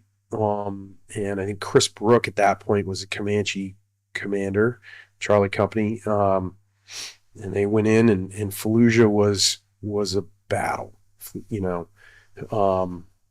It was, kind of the whole thing was from beginning to end was a tough fight. They turns out they were pretty happy staying in Fallujah and didn't really want to leave. And so it was a tougher fight because I think they had, and this was also sort of more Al-Qaeda guys, Sunni as opposed to Shia, and I think they were a little bit more organized, and had prepared a little bit more to defend Fallujah. Yeah, I mean, it was kind of a no-go zone there for a while. Right? Yeah, that's right. They had freedom of maneuver. Yep. What was your all's rules of engagement going in there? I mean, there wasn't, it was, I would say, standard, like civilian casualties. You don't want to minimize civilian casualties, but there was a pretty heavy information operations campaign prior to the assault telling everybody, hey, look, if you're not a bad guy, like, you need to leave. Yeah. And, once the city is secure, you can come back, but you got to go. And so we weren't, obviously you're always worried about civilian casualties. You never want anything like that to happen, but we were pretty confident the balance of people in Fallujah were there to fight us. Yeah. And then damage to buildings was, we weren't worried about that. We figured at that point we had already done a number of rebuilding in Iraq, and so we focused on, what do we got to do to secure the parts that we've been asked to secure as quickly as possible, to enable things like momentum, and again, the same type of thing, like tactical task A battalion mission was again like attack to destroy, that type of thing. It was a we knew it was going to be a high-end fight. Those Bradleys and tanks earned a pretty decent reputation in that Yeah, battle. for sure. Absolutely. And the leaders that were in them did as well. Yeah. The leaders that were in them did as well. But that one seemed like it was a little bit tougher, a little bit longer in duration. And it was, but also came off as a little bit more organized. We jumped the talk from Camp Fallujah to about a kilometer north of the city, and we established a FARP, as well as sort of a logistics and supply area where guys could come back, get fuel, get chow, get bullets, that type of thing. All in that little area there, about a kilometer north of the town, and we pushed logistics forward as we could, and then tracking the battle, and making sure that everybody knew where everybody else was, because there were so many units operating in such close proximity. And it was 2-7 obviously with all its units, but then also we were attached to a Marine regiment brigade, and those guys were to the left of us, and we wanted to make sure those guys were okay. 2-2 infantry was right in there as well. They had gotten attached to a different Marine unit, and it was cross coordination was really important. Yeah. But also one of the positive things that came out of that was like our mortar platoon fired something like 700 or 800 mortars in that time period, and half of the mortars they fired were for the Marines. Like, the Marines were pretty confident in our mortar team, and so they call for mortars from us. Yeah. And so mortars were like 20 yards away from the talks. They were constantly shooting. Yeah. Which was awesome. And these are 120s too. Yeah, These ain't little ones. These are bringing the heat. Yeah, it was cool. Cool. I was happy that we were able to do that for them, and those call for fires were sort of relatively seamless. Yeah. Something interesting. So I was with Charlie Company 19 Infantry with 2ID, and we got pulled out of Ramadi, just my company, to go. It was a company combat team, so we had a platoon of tanks, 2 platoons of infantry, and we got attached to 3rd Light Armor Reconnaissance, and our job was to go in and secure the peninsula. Yeah, the west, right? Yeah, the other side of the river. Yep. So the peninsula, clear all that, clear the palm groves, work with the Iraqis, secure the hospital, and then the 2 bridges. And that was on November 7th. So that was actually the day before you guys started pushing. Right. And we were like the main attraction there.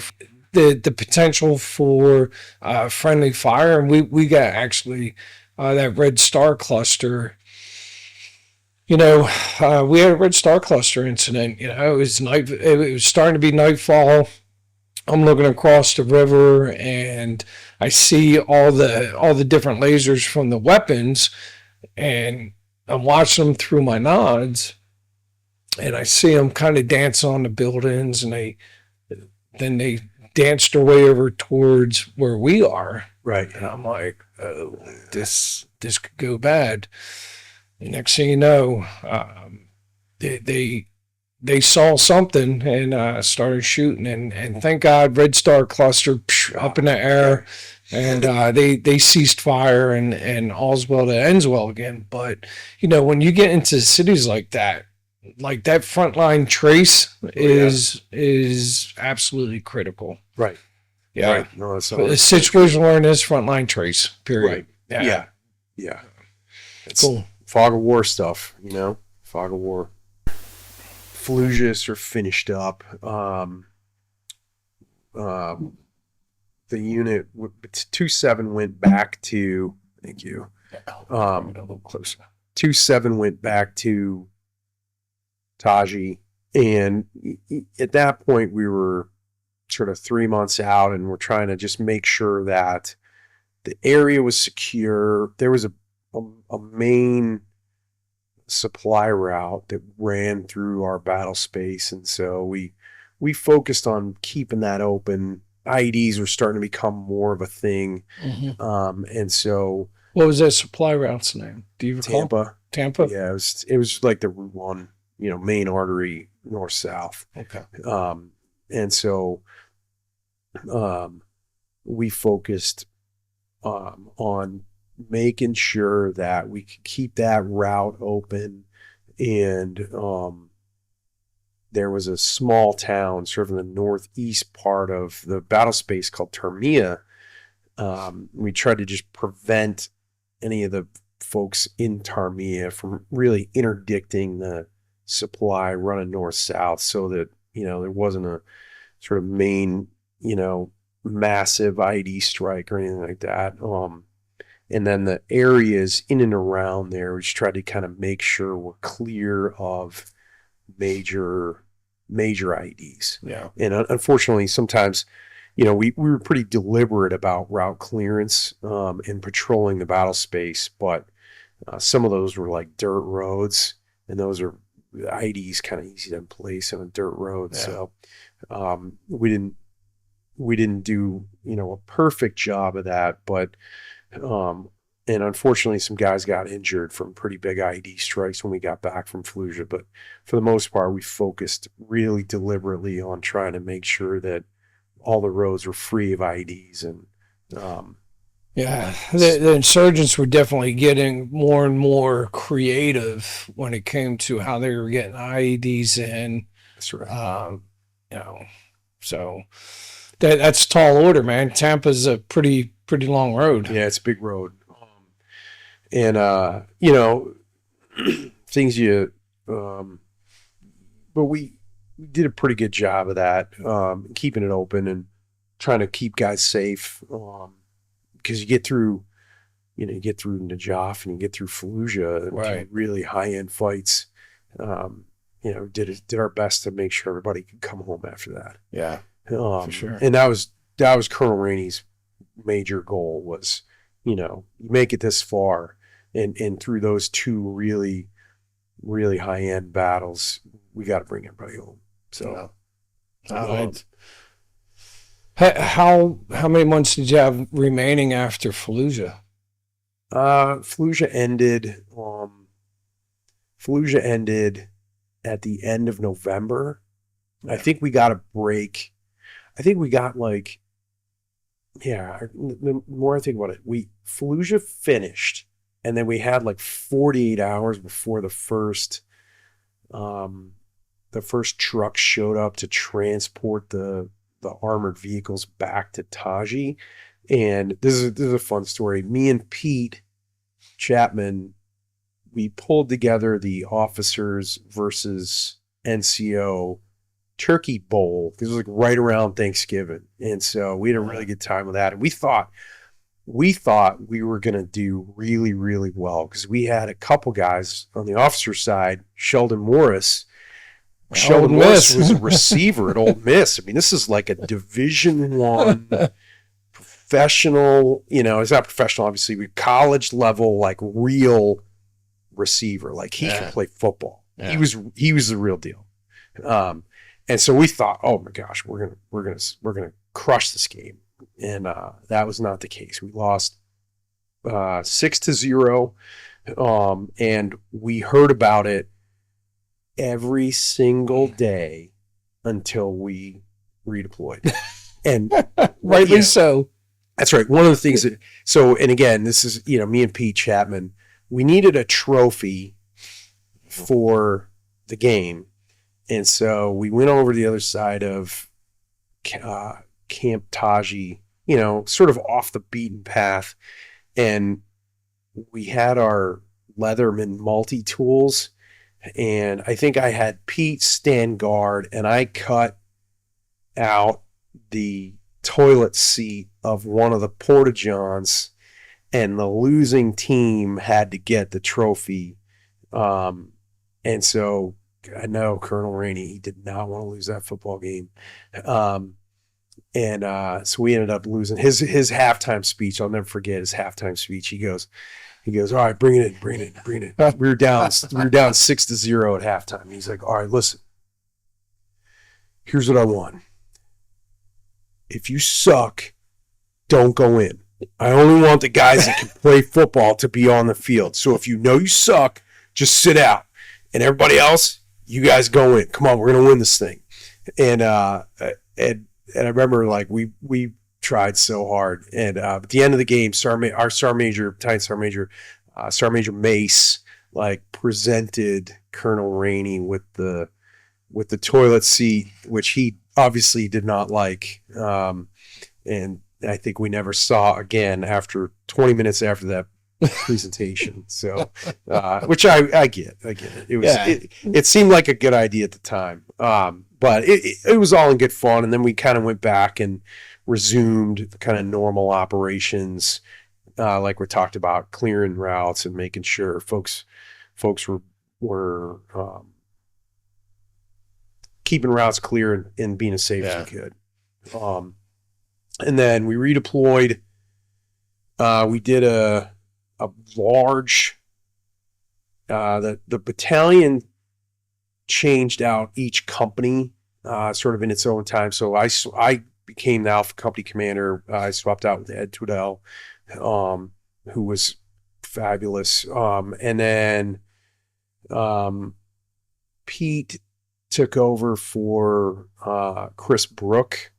And then Clay came in a little bit later, and I cannot remember who Clay took over. But during that time period, I think 6 days after I took over Alpha 27 Cav, the entire brigade changed out. So brigade commander, brigade sergeant major, all 6 battalion commanders swapped out as well. And then we immediately reflagged from 27 Cav to 112 Cav. Is this stateside or over? Yeah, this is Fort Hood. This was in, I'm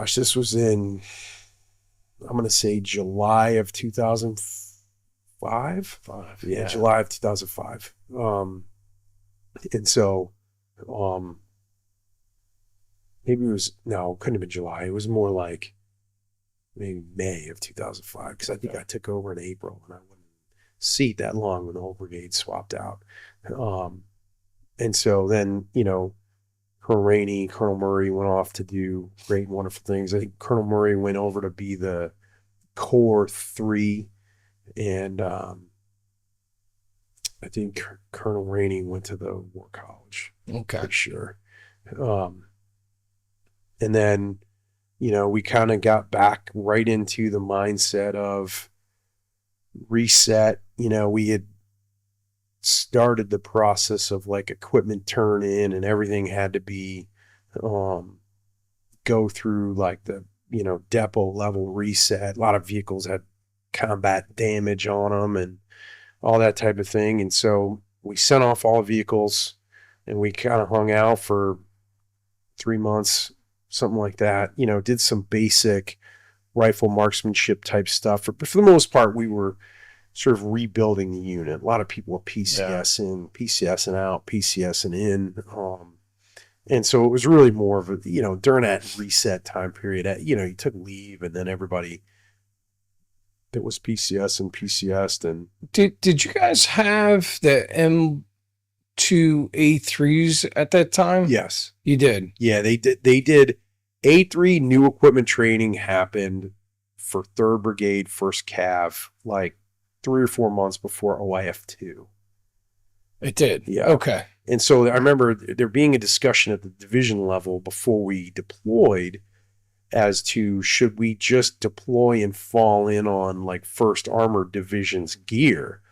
And General Corelli was the division commander at the time, and he, I think, smartly made the call that no, we should be taking our A3 Brads because of the increased capability you have with the better sights, the gunner sights better. You got a commander's independent viewer that enables, tipping and queuing kind of thing inside the turret. And And so I think that was the right decision. Obviously, mountain of work to deploy a division's worth of heavy equipment, but that was when the A3s showed up, was right before OIF2, maybe like 3-4 months before OIF2. So everybody got trained on them. It wasn't like we landed on them in Kuwait or anything, but so we had the A3s for OIF2, and so we expected and got A3s back when reset was complete, and we got our gear back. Company Commander Chris Conley. Were you Apache company at the time? Was that your call sign? Yeah, so I took over for Ed Twaddell, who was Apache 6, and I became Apache 6. And the company had a motto that was sort of Team Apache, and we kept that. That was I think everybody in the company really identified with Team Apache, even though it was Alpha 27 was Alpha 112, but I kept all that. I thought that was a smart thing to kind of stay true to our roots. A number of guys left, but a number of guys stayed. Yeah. And so I thought, we had this identity coming out of Fallujah and Najaf. And even if the 27 colors went away, I thought the Apache should stay. Yeah. And kind of allow guys to be a part of that legacy that was built over in OIF2. The western neighborhood in Fallujah is quiet now. Apache Company houses themselves in this 3-story home, maintaining security. Getting this far was another story. Main objective when we first got in the city, day 1, we cleared the objective and found a mass cache at site. The company lost just one soldier, Specialist Jose Velez, but to them, that's one too many. It hurts, and it hits everybody right at the core, because we're family. This is our second family. I have a family back at home that I love and care for. This is my second family here. These guys are all solid professionals. They all know their business. They all know that the mission is still there and that the mission continues.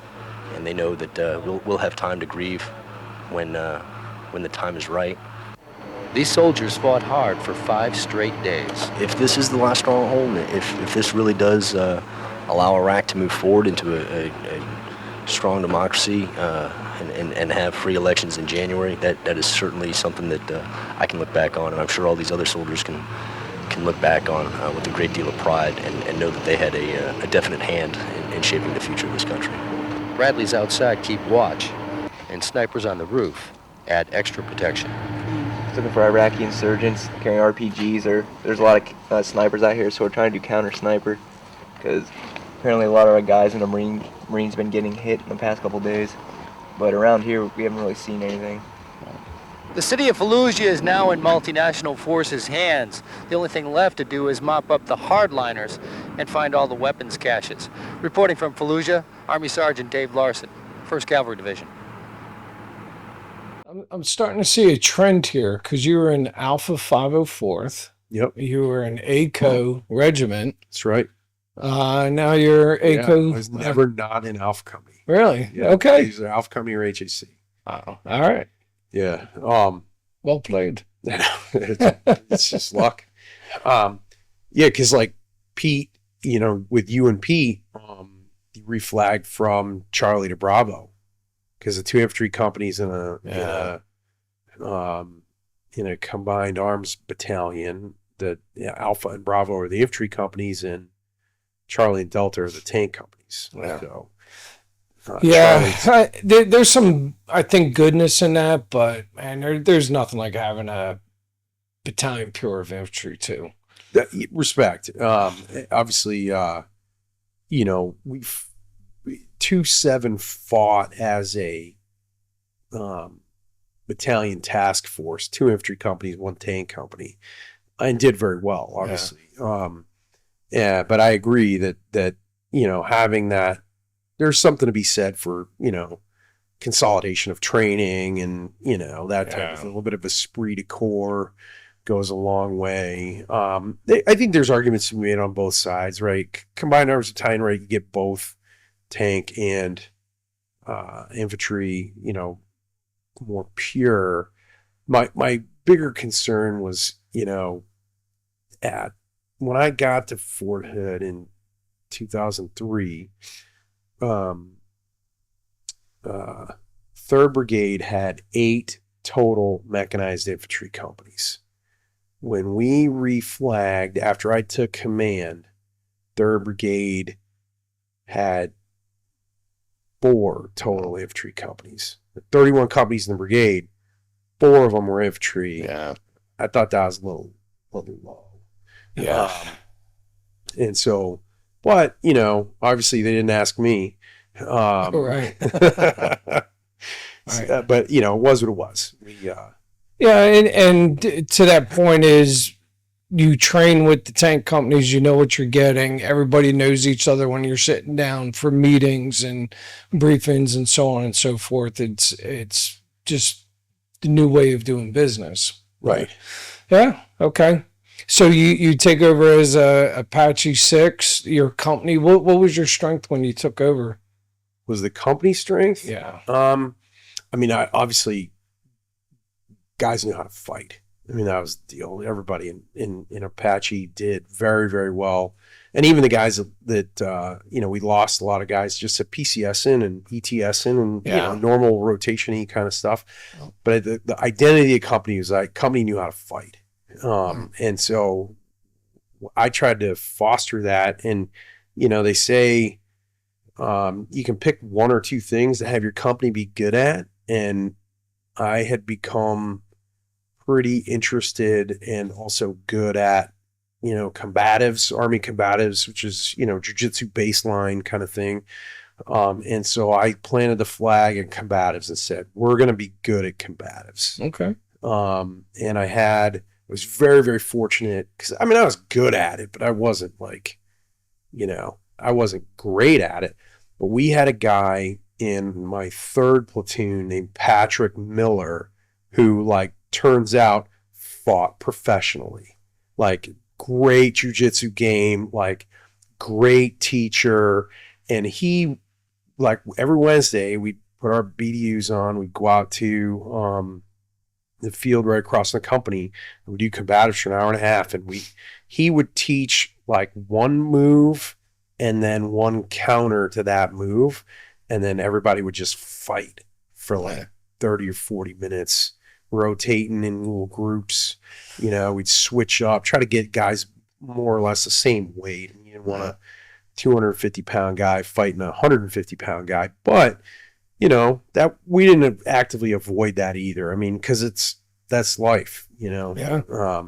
So we tried to focus on combatives and fighting and being able to handle adversity in that type of situation. And that was what I really wanted to focus on as a company. And we had, the last thing I'll say about that with respect to PT, brigade commander at the time wanted us to focus on company level PT. I think we were very highly discouraged from things like, ability group PT or squad PT or platoon PT. Every PT event was company PT. And so my thought was, okay, I can get behind that. I understand where the colonel was coming from. And so tried to do as much combatives as we can because we could do it as a company event. Yeah. And so I felt like doing that was inside the intent of the brigade commander and also giving guys a skill that would likely help them in the next deployment. Yeah.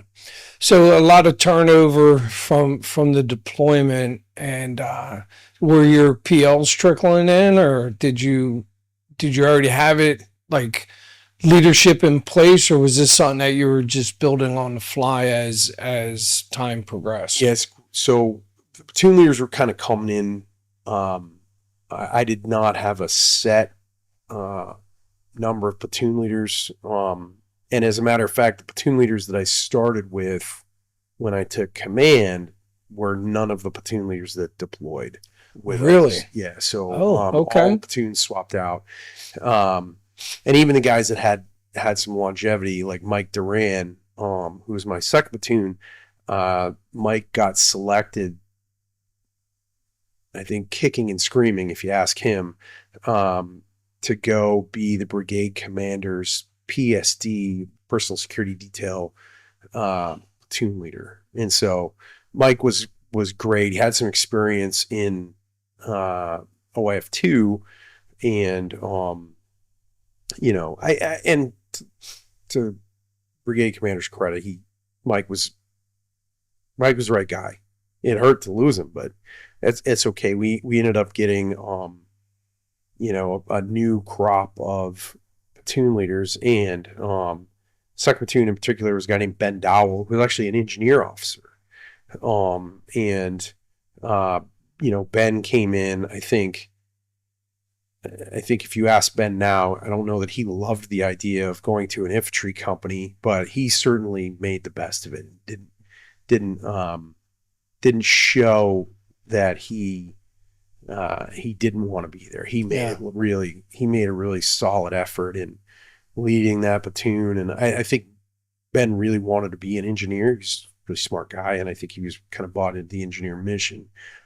But he was an infantry platoon leader, and he went full bore into that. The pre-train up with, so you get the Bradleys are getting refitted. Mm-hmm. You have your leadership team, and not just the PLs. Then you have your XO and then your platoon sergeants. Like, where did things finally stabilize as you guys were slowly? Because I'm pretty sure when you came back, you were already staring another deployment in the eye. Yeah, you're right. And so we had I think it was a total of 16 months from the time we got back to the time we left again. I think things stabilized in the toward of the beginning of 2006. Like I was saying, the whole, Ben Polanco was my company XO when I took command. Ben left. Stan Guillory came in as the company XO armor officer, who became an infantry company XO and did a great job at that. And so we got some new platoon sergeants. Some came in from external, like PCS'd in, like Mike Davenport. Other guys were there, like Carlos Santillana. And so those guys, everything stabilized kind of towards the beginning of 2006. We did gunnery and kind of everything, and rightfully so. The brigade commander wanted like all your teams locked. Yeah.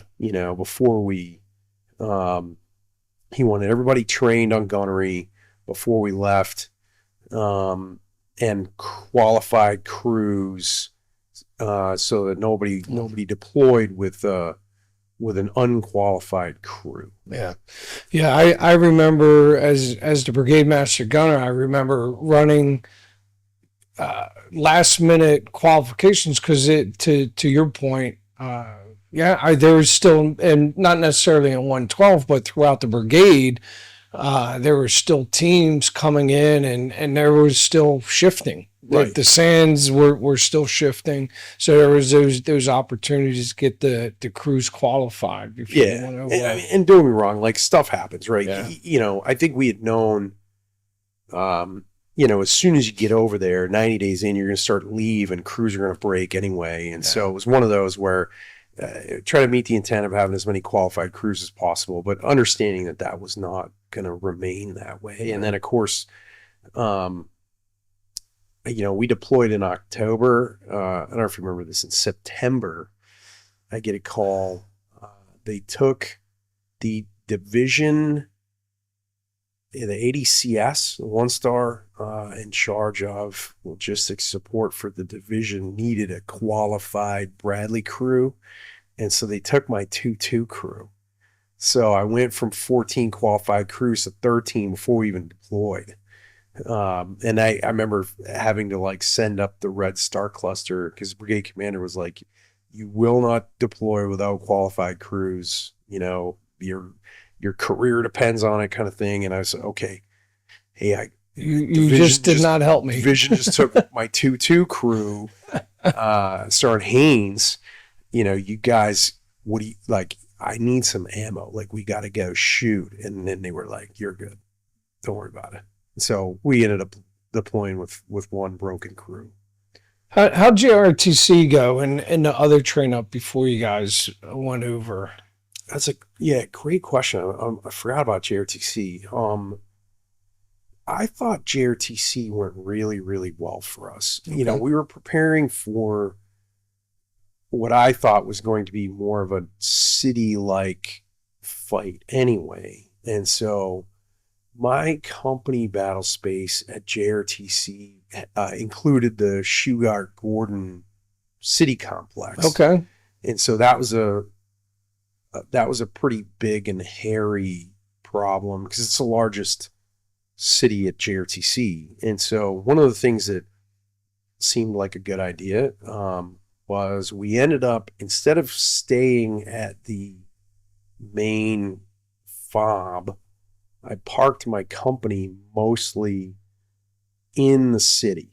Like, we established a combat outpost during JRTC, and that seemed to work pretty well.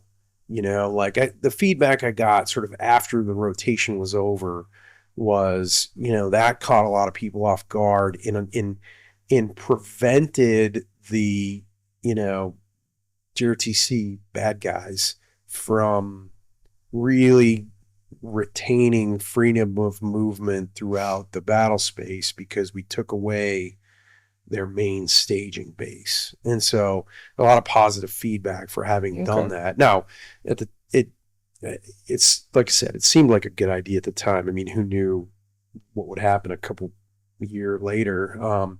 But at the time, JRTC, I was just trying to do our best. Nobody wants to get beat by the opposing forces at JRTC, and so but I thought it came off pretty well. And I think we did well. We got very, very little sleep, of course. And I remember, like, we weren't completely unprepared to establish a combat outpost. Like, we all slept on the concrete and that type of thing. But it worked. It worked pretty well. And so I took that with me as a positive thing that might be useful. And I remember watching, in Najaf and Fallujah, I remember watching companies, including what would become my company, like, they would have to establish a strong point at some point, whether you were getting a couple hours of sleep in the middle of Najaf or getting a couple hours of sleep at refitting and rearming in the middle of Fallujah. You had to have this kind of ability to secure yourself and stay there in hostile territory. Yeah, that's definitely a high payoff task, right? Like, if you can do that, if you can strong point in a city, you can definitely modify that elsewhere, right? In a rural environment or in a wooded environment, right? So I think that was a smart call. It was it was a little bit of luck. I mean, it just felt like we were getting overwhelmed by constantly going back and forth to the fob. And so I was like, why don't we just stay here, like, take over one of these buildings? And it worked out. So yeah, very, very good. I was curious too, because as a brigade master gunner, I didn't really get to see a lot of how the companies operated over in and around. But knowing that JRTC, that their main thing is light fighter, right, or light fighter training versus National Training Center, which was bigger for the mechanized forces. But I guess JRTC might have turned out to be a better move than NTC. Yeah, I think that's true. I mean, I did NTC in 2003 when I first got to Fort Hood. I got loaned to 2nd Brigade to help them run the fight. But it was still a pretty high end, tanks on tanks. There wasn't a ton of counterinsurgency going on in the 2003 train up to OIF for 2nd Brigade. Now, 3rd Brigade, before we went to OIF2, we did go to JRTC as well, and we kind of made our way through JRTC. It wasn't quite counterinsurgency focused, but it wasn't not counterinsurgency focused. It was sort of like, hey, we think this would be a better place to train. Let's go train there. Yeah. But JRTC, before our deployment for OIF 0608, I thought was the right place for us to be. It had cities. It had, tough terrain to be in and around it.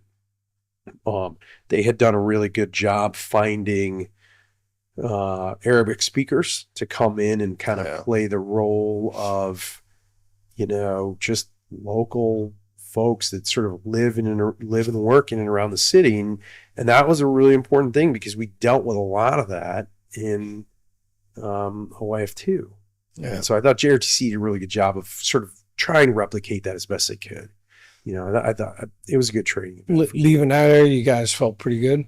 Yeah, I was pretty confident that we were going to be okay. I mean, I thought one of the main tasks we needed to be able to do was come up with a strong point coming out of JRTC. I thought that was a good lesson learned. It had positive effects during the battle, or during the event, I guess you'd call it.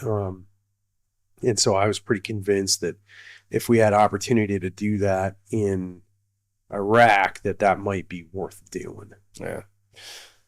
The mission that you guys were prepping for, I know when I went over for my first deployment, we knew we were going to Ramadi. Yeah. And that was the area that we prepped for. I don't think you guys had that luxury of knowing where you guys were going, right? No, I think we were focused more on Baghdad. Okay. And then I think there was some. Now, don't get me wrong, it wasn't last minute, but it certainly wasn't in the initial stages of planning either. That we were then, our brigade was cross-attached to 25th ID up in the Diyala province, which was 30 miles north of Baghdad. And while Baghdad is very, very urban, I mean, there certainly was urban terrain in the Diyala province, but it was also very heavy farm. Very heavy farmland, centered around the river there, the Diyala River. And obviously we found our way with the mission to be in Baqubah.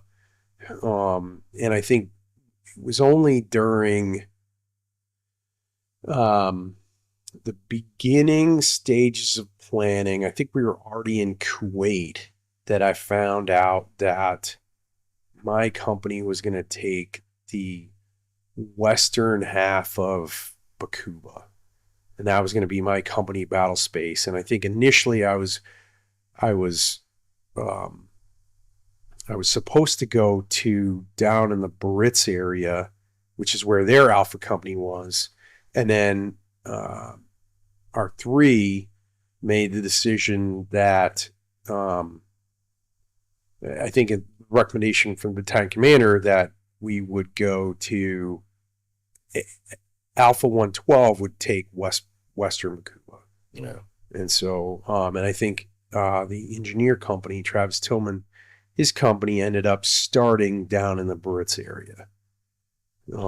But I think that all that planning, just like you're describing, I think all that happened, as I remember it, I think all that happened like when we were in Kuwait, finishing up Coin Academy, like getting ready to fly up into meet up with everybody at, FOB Warhorse, because I think we did Coin Academy in Taji, and then we all ended up flying up and meeting everyone at Warhorse. Yeah. You showed up during that time, right? You showed up in Kuwait. In Kuwait, yep. Yeah, that was the deal. I was told at stateside that I would go to Bravo Company as the first sergeant, but we were scheduled to be like the brigade reserve. And with that, there was supposed to be a lot of training when we got to Kuwait. So me and Mark Austin and Colonel Karcher and a couple other folks deployed early in September to go over there and get everything set.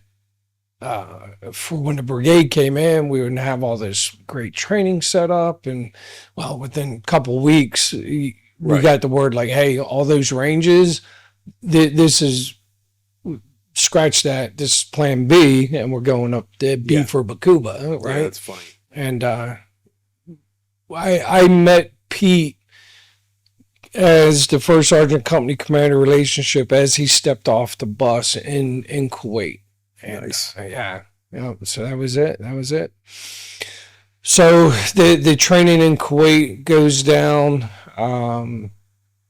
How long did you guys stay in Kuwait before, as commanders, before you pushed up? Yeah, not long. I mean, I remember going out to one range, and I think it was a flat range. We were just doing like 25 meter zero, paper alt C qual kind of stuff. And after that, we got pulled to go to Coin Academy, with the brigade level leadership. Yeah. Have you heard of Baqubah before this? I had not. I knew it was, I looked on a map. I knew it was not too far from our battle space in OIF2, because we were in Taji, and Tarmiya is just across the river to the west from our battalion's battle space. Okay. So I kind of knew where it was, but I didn't know anything about it. And then, we started to hear information like, the National Mission Force guys had done a strike on Zarqawi like a couple months before we got there, and that was in our battalion battle space. And that obviously, if sort of the self-proclaimed leader of Al-Qaeda in Iraq is in your battalion battle space, that's probably a pretty good indicator that it's not very peaceful. Yeah. And so I think I had a little bit of understanding of what it was like, but then during our initial coordination with the folks that we were falling in on, they seemed like they had a pretty good control of the battle space at the time. Yeah, and by control, it was they weren't getting into firefights every day. The city was kind of functioning, sort of. Yeah, that's right. And so it seemed like, that was obviously to be shattered. But when we got there, they were saying like, look, we do mosque monitoring missions. We do 1 to 2 2-hour patrols per day. We have a very stable region. We don't patrol on Sunday, which I thought was curious. And so I said, okay, great. I'm happy to fall in on this. And then, I'll never forget my first patrol as the only Cav guy in the patrol. We went on it was a 5 Humvee patrol, just kind of like battle space familiarization. Like they're just going to take me around and show me what I needed to see, like where the bad areas were, where the good areas were inside of Western Baqubah. And we were driving and we came across an illegal checkpoint, and ultimately that illegal checkpoint guy had a belt-fed machine gun, and he fired it right into the Humvee that I was in, second Humvee. It was a pretty chaotic event, and ultimately none of our force was wounded, but a woman was standing right behind our Humvee, took a bullet through her left elbow, dropped her baby, and we ended up, after we sort of consolidated everything, and it took a while to sort of figure out where everybody was and get everybody back together. We packaged her up and took her over to the hospital, which was the sort of new Baqubah hospital, and got her, handed off there. And then they realized the facility wasn't great. And so the medic that was part of the patrol ended up going into the hospital with his aid bag and, things like sterile gauze and bandages and that type of thing, and it got her stabilized and packaged up, and then we all kind of came back. But that was my first indication that Baqubah might not be as peaceful as I was maybe led to believe or hoping. And so it was a little shock to the system, as you might imagine. Yeah. So the unit that was over there for 12 months, like, what was their reaction? Like, hey, this happens all the time, or oh my gosh, they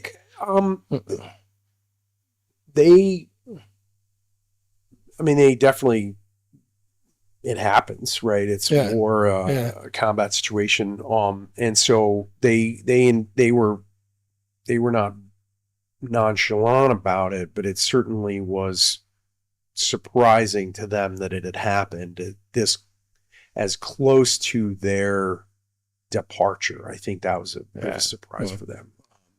And no one wants to be in a firefight days before you're getting ready to go home. I mean, that's in some cases the most dangerous time, but but that was certainly surprising for me as my first patrol in Baqubah to be in I don't say be in a firefight. We didn't shoot back, but to be shot at point blank.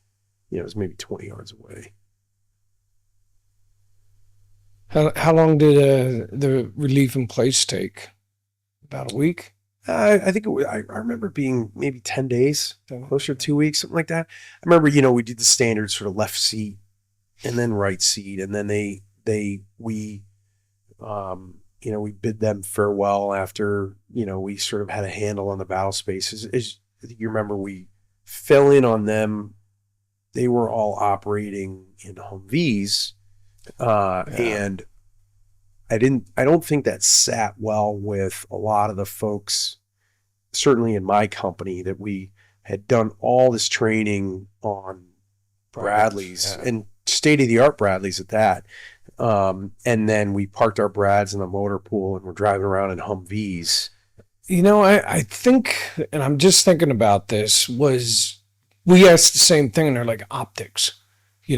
Like, everything's contained. These guys are running around in Humvees. It's not tearing up their roads. It's one of those things that it's like, because I want to say Bravo Company was asking the same thing. It was just like, hey, this is not the escalation of force yet. Stay the course with Humvees. Minimize our footprint and our impact on the city by being in Humvees. Because tanks and Brads tear up the roads. They're obviously a much larger, more aggressive presence. So, that was what I was told was, hey, here, we're in Humvees because we are trying to reduce our signature. And I think at that time, there was some indications, or indications might be too strong a word, but maybe there was some hope that we wouldn't be there for another 10 years. Like, we might be the last or the second to last deployment, in the hopes that sort of peace would break out and we'd all go home and focus on, getting back into sort of a more stable, non-deploying routine. I think there was some hope there in the beginning that there was going to be like a lasting peace. That wasn't the case. That's right. Obviously that was not the case. So you get fired up with a belt-fed machine gun on your first day out the wire with the unit. Right. That kind of sets the tone. What was Apache's next move after you guys ripped and you guys were the battle space? Yeah, that's a great question. So we began to conduct, what I call just reconnaissance patrols, driving around just to kind of see what the battle space was like. And two things happened in kind of close, rapid succession that precipitated this. The first one was we were notified at like 3 p.m. one day that one of the battalion or brigade high value targets was spotted in a house in my company battle space. Okay. And so we needed to come up with a plan to go execute a raid on that house. And it was a full company event, 22 Humvees. And the 3 wanted us to wait until we had air support in order to go. And unfortunately, at that point, we did not have air chopped to the battalion. And so we ended up having to wait an hour or two, which unfortunately took it from daylight to darkness, which I was less interested in a darkness raid for our first one, only because of the, fratricide and that type of thing. Sort of first big mission. I wanted to do that during daylight, and I felt like 22 Humvees was enough combat power that anything we encountered, we'd be okay with. And eventually, the battalion commander relented, and we were able to execute the mission. But at that point, it was dark. We executed the raid, and it was a completely false target. And so we searched the entire house. There was nothing there. We were expecting like 10 to 15 armed fighters. So we went in pretty hard, expecting some pretty significant resistance. And it turned out to be like a family of 5. And that was an eye-opening experience for me for 2 reasons. The first one was the patriarch of the house spoke perfect English. And he was kind of like, in English, hey man, like, what are you doing here? Like, what's the deal?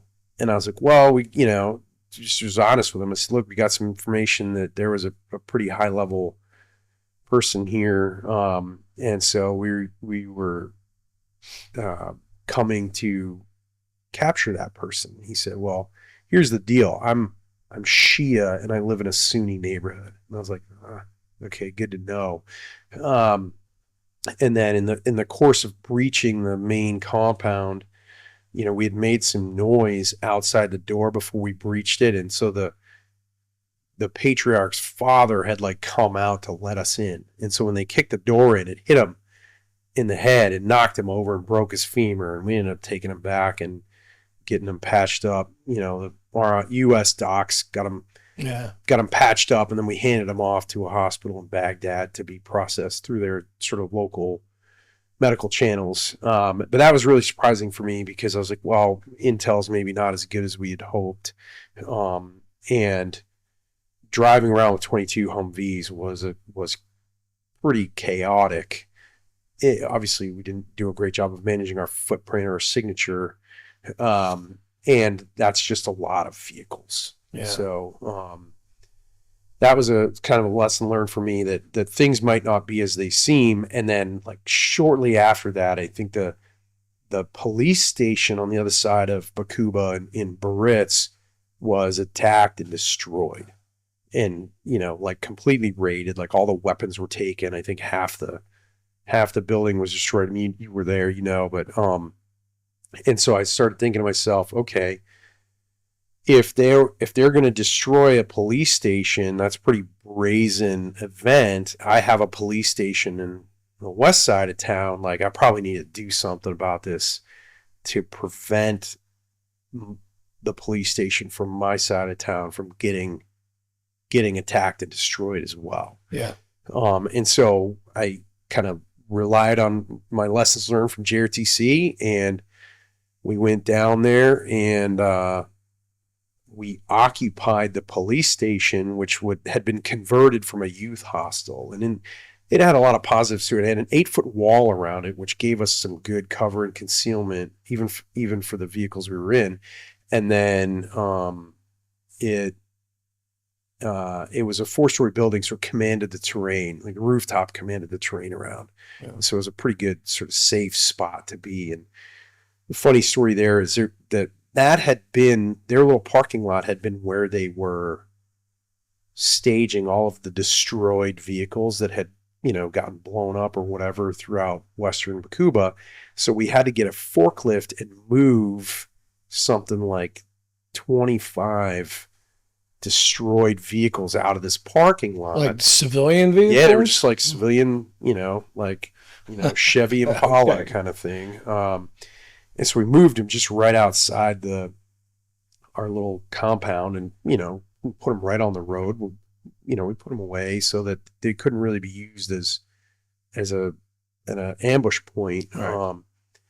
And I remember at one point, once we had occupied this building, a day or two, could have been more, maybe a week later, I got a call from brigade commander, and he said, "Hey, you got to move those vehicles off the side of the road that makes it look like a war zone."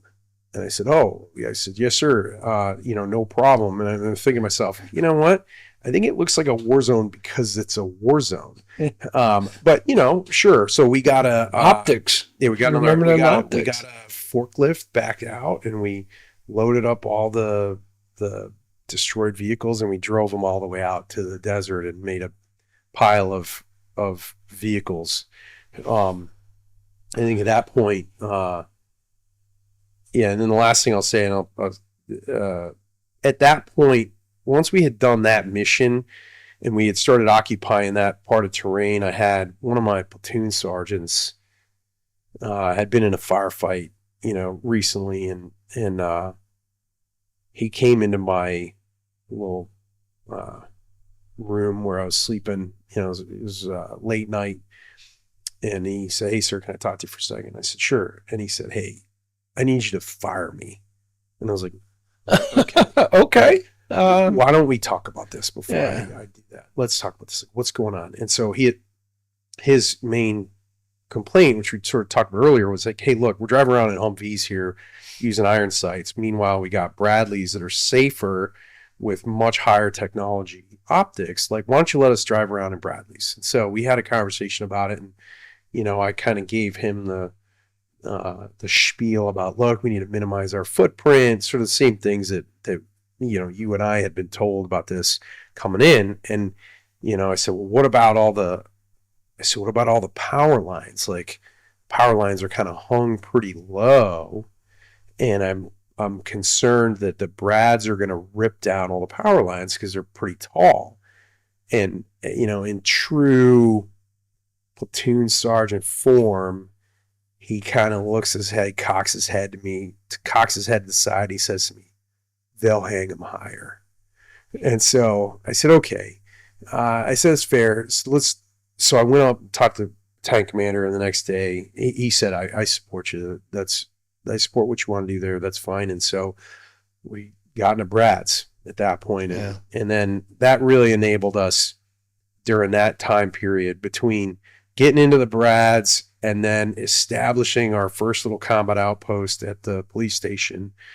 That really sort of established our presence in West Baqubah, and that's when things started to go sideways, if you will. Yeah. So the police station was that called the IRF? Yeah, they were. Yeah, you're exactly right. It was the emergency response force. There you go. But I don't. They weren't responding to any emergencies. I don't think they were able to even be notified of emergencies, and so it was more of just sort of a home. That was kind of the place when you guys moved out there. Yeah. You guys were the talk of the town. Yeah, that was. So we moved in there. We took over the 4th floor. We were pretty comfortable that they weren't going to do anything to us. Obviously, we brought some cots in. We established a little CP up on the 4th floor, and we had a generator that we ran power up to the 4th floor so that we could run a talk with lights and comms and power amps and that type of thing. And that enabled us to kind of begin the combat outpost. You think this is about November time frame? Yes, it was. I think we moved in on November 21st. Oh, happy Thanksgiving. I know. I remember that. Because 4 days later, on November 25th, we got we got a pretty significant attack. And so that morning, I was meeting with the Iraqi police colonel, and him and I were having this sort of key leader engagement. At that point, I didn't know him that well. I got to be very good friends with him afterwards, but we're in the middle, and he's trying to feed me breakfast, right? And, a very wonderful gesture, but, runny eggs in Iraq was not the top of my list of things to eat. And I was really nervous I was going to get sick. And so, I was sort of begging off, we're so grateful. And, obviously didn't want to do anything offensive, but I also didn't want to eat those eggs. And at that time, right in the midst of this kind of back and forth about these eggs, an RPG hits the building, shakes the building. And I said, okay. And the little ICOM net that we had starts chattering. We're under attack. Guys dressed in black are trying to come across. And it very quickly was determined that we were in a pretty significant firefight. And so I ran upstairs to the CP and kind of just pushed all the combat power that we had, which was I think 4 Brads at the time. Then we had 2 tanks on the main route there. It pushed everybody to the edge of the road. Nobody could go west of the road. And then we established essentially a blocking position to try to prevent these guys from crossing the road. And a lot of them tried to cross the road, but they, you're trying to cross the road with tanks and Brads overwatching the road. You're not gonna make it, and they obviously did not. And so, and simultaneously, we had I put a report up on the battalion command net that we were under a pretty significant attack, and I had. There was a section of Apaches, White Wolf 2-1, who were at FOB Warhorse, and they were getting gas. And they broke into the transmission, and I ended up doing a call for fire for them on the battalion command net. And they, Apache speed at, I think we were 5 kilometers from the FOB. So I think they got there in about a minute and a half. Okay. And they knew exactly where we were. They knew where we were not. And they knew where the bad guys were coming from based on the call for fire. And they started shooting. In between the Apache shooting, the Bradley shooting, we had a machine gun on the roof. And a bunch of guys up on the roof as well, all sort of taking cover, managing cover. We repelled that attack. I think there were estimates of somewhere like around 30 enemy killed. It was a pretty big number. I think they really had it in their head that they were going to push us out of that location to sort of retain their ability to maneuver throughout the city. Yeah, that was some key terrain, right? Yeah, when you said it commanded that whole area. Yeah, right? and luckily for us, we had one guy who was wounded in the fight. Carver took some RPG shrapnel to the back. The back plate definitely prevented the injury from being worse, but we did have one guy get hurt, and we had to run a Casevac. And at that point, everybody was kind of aware of what was happening, primarily because I did the call for fire on the battalion command net, but we had an engineer unit in our footprint, our battle space, and they said, hey, we're sort of passing through. We've waited until the things have calmed down, but we're happy to evacuate your casualty for you back to Warhorse. And so we ended up linking up with them. We handed Carver off, and was that our engineers, or I think it was like a 4-level round clearance set of guys. Okay. But that was a challenge. I mean, that Victory Vanessa corridor in western Baqubah, like everybody used that road. And so there was constantly new units just driving up and down the road that you didn't know were coming. And that was challenging from a fratricide management perspective, not from us, but from them, because we were sort of dug in. You know, we had a machine gun pit with sandbags and bulletproof glass. Well, if you don't know they're there, the chances of them knowing That's that right. you're there. We was really nervous that folks coming through the battle space would just see, you know, bunker or and you know, start shooting. Yeah. And thankfully we never had that, but it was always a big concern of mine. Like we never did things like small kill teams on that main route because it was just too much risk that somebody sees a weapon pointed out a window or somebody sees the wrong thing in a window and now they don't know we're there and there's a fratricide event, and I wasn't willing to take that risk. What was your task organization at the time? Yeah, that's a great question. I had 2 infantry platoons and 1 tank platoon. Okay. And so I had given up my 3rd platoon to Charlie Company, and in turn he gave me his 2nd platoon. Clay Combs gave me his 2nd platoon. Okay. And Clay did that number 1 because the platoon sergeant was really good. The platoon leader was Lieutenant Marafi. Platoon sergeant was Sergeant Gonzalez, and Sergeant Gonzalez was a squared away guy. Awesome. Marafi was good too. I'm not saying anything about him. He was really good, but the way it was sold to me was, I'm giving you Gonzalez because he's our best guy.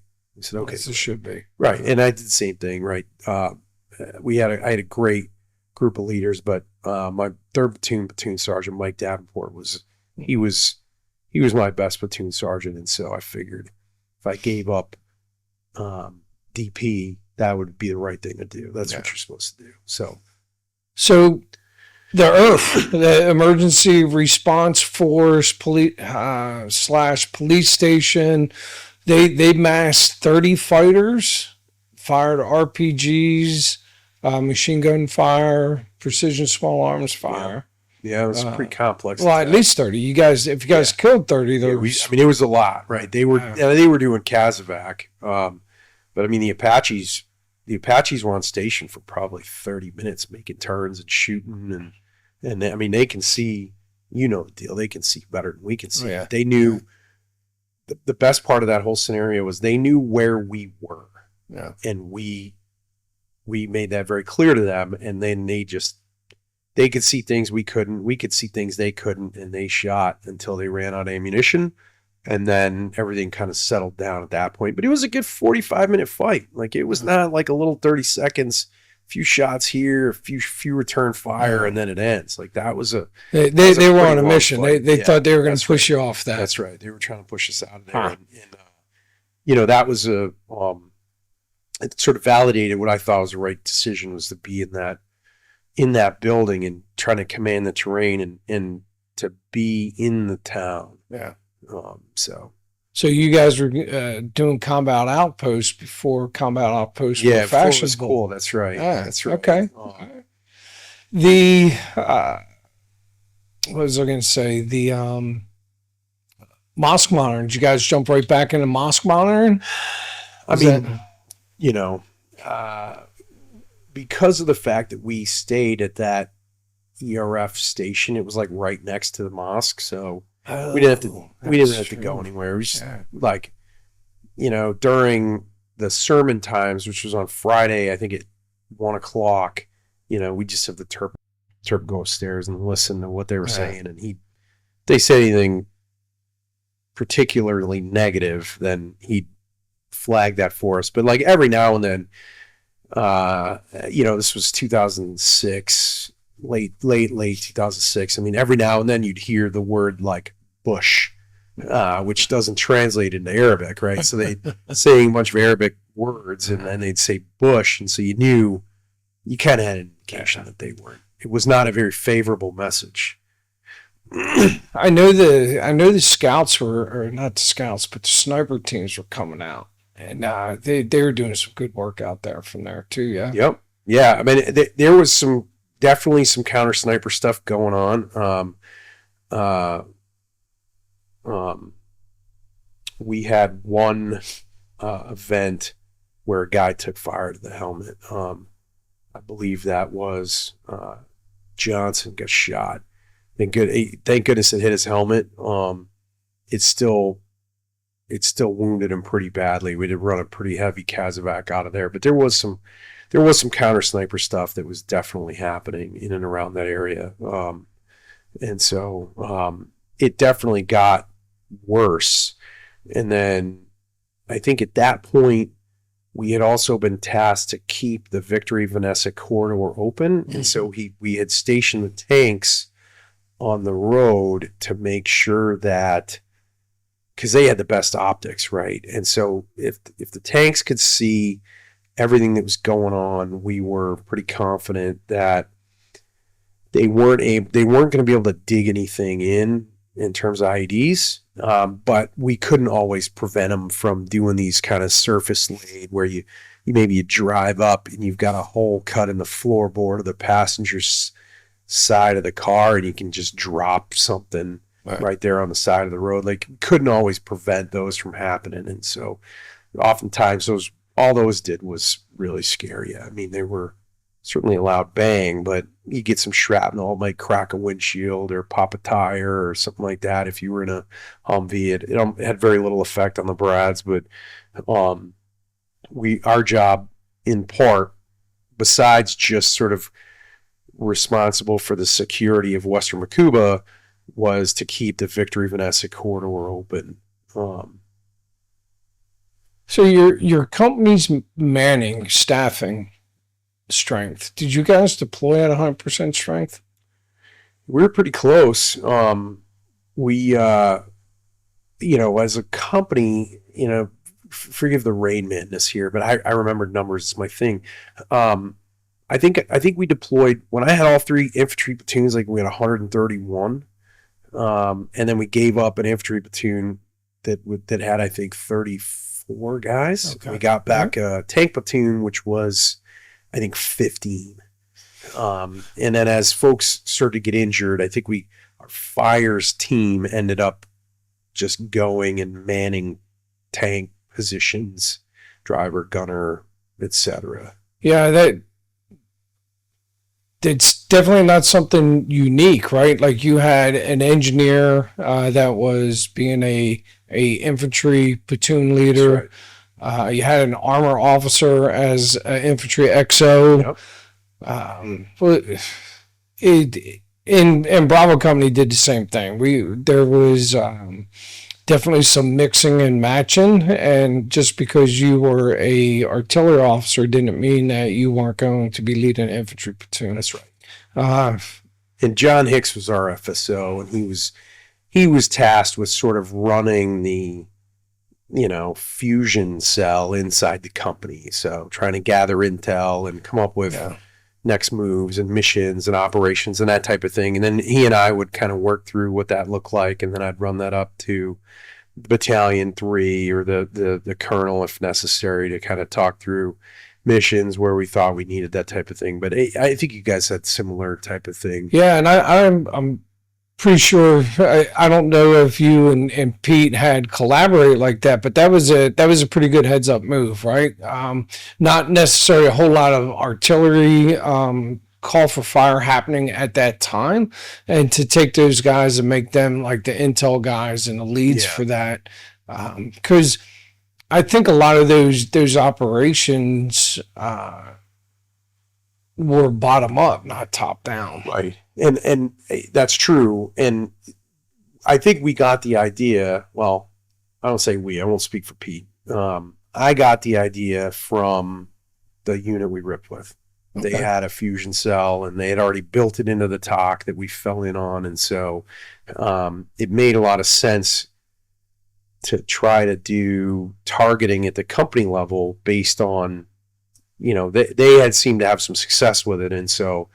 We gave that mission to John and his team, and he did a great job with it. Yeah, I know that paid dividends over time, having that cell within inside the company. Sure, right. It absolutely did. I think perhaps a lot of people think that every mission that we do comes from brigade down to battalion, from battalion down to company. And that certainly wasn't the case. Yeah. I think, because a lot of this stuff's time sensitive too, right? That's right. That's right. I only ever got that one mission that I talked about earlier from battalion. Yeah. And after that, I think those, with the exception of like large scale operations, I think we did a clearing operation as a battalion in support of the Iraqi army, where we kind of just established the cordon. That was I think that was a battalion mission that happened in the January, February 2007 time period. But other than that, I don't remember a ton of, or any battalion level missions or missions coming down from battalion. Were you guys operating with Iraqi police at all, or the Iraqi army? So when we were at the ERF, I took the Iraqi police out on a couple missions, and that was a mistake. And I remember our first mission we did with them, we were clearing a house. The unit had taken fire from a particular location, and so they called it in, and we were already there, so we were very close to that area. So we took the platoon, went and cleared that spot, and we brought some of the Iraqi police with us. And unfortunately, their thing was like they had like billy clubs, and they just went into the house and were just like smashing everything glass. And I was like, hey, put a stop to it, but not before we did a ton of damage.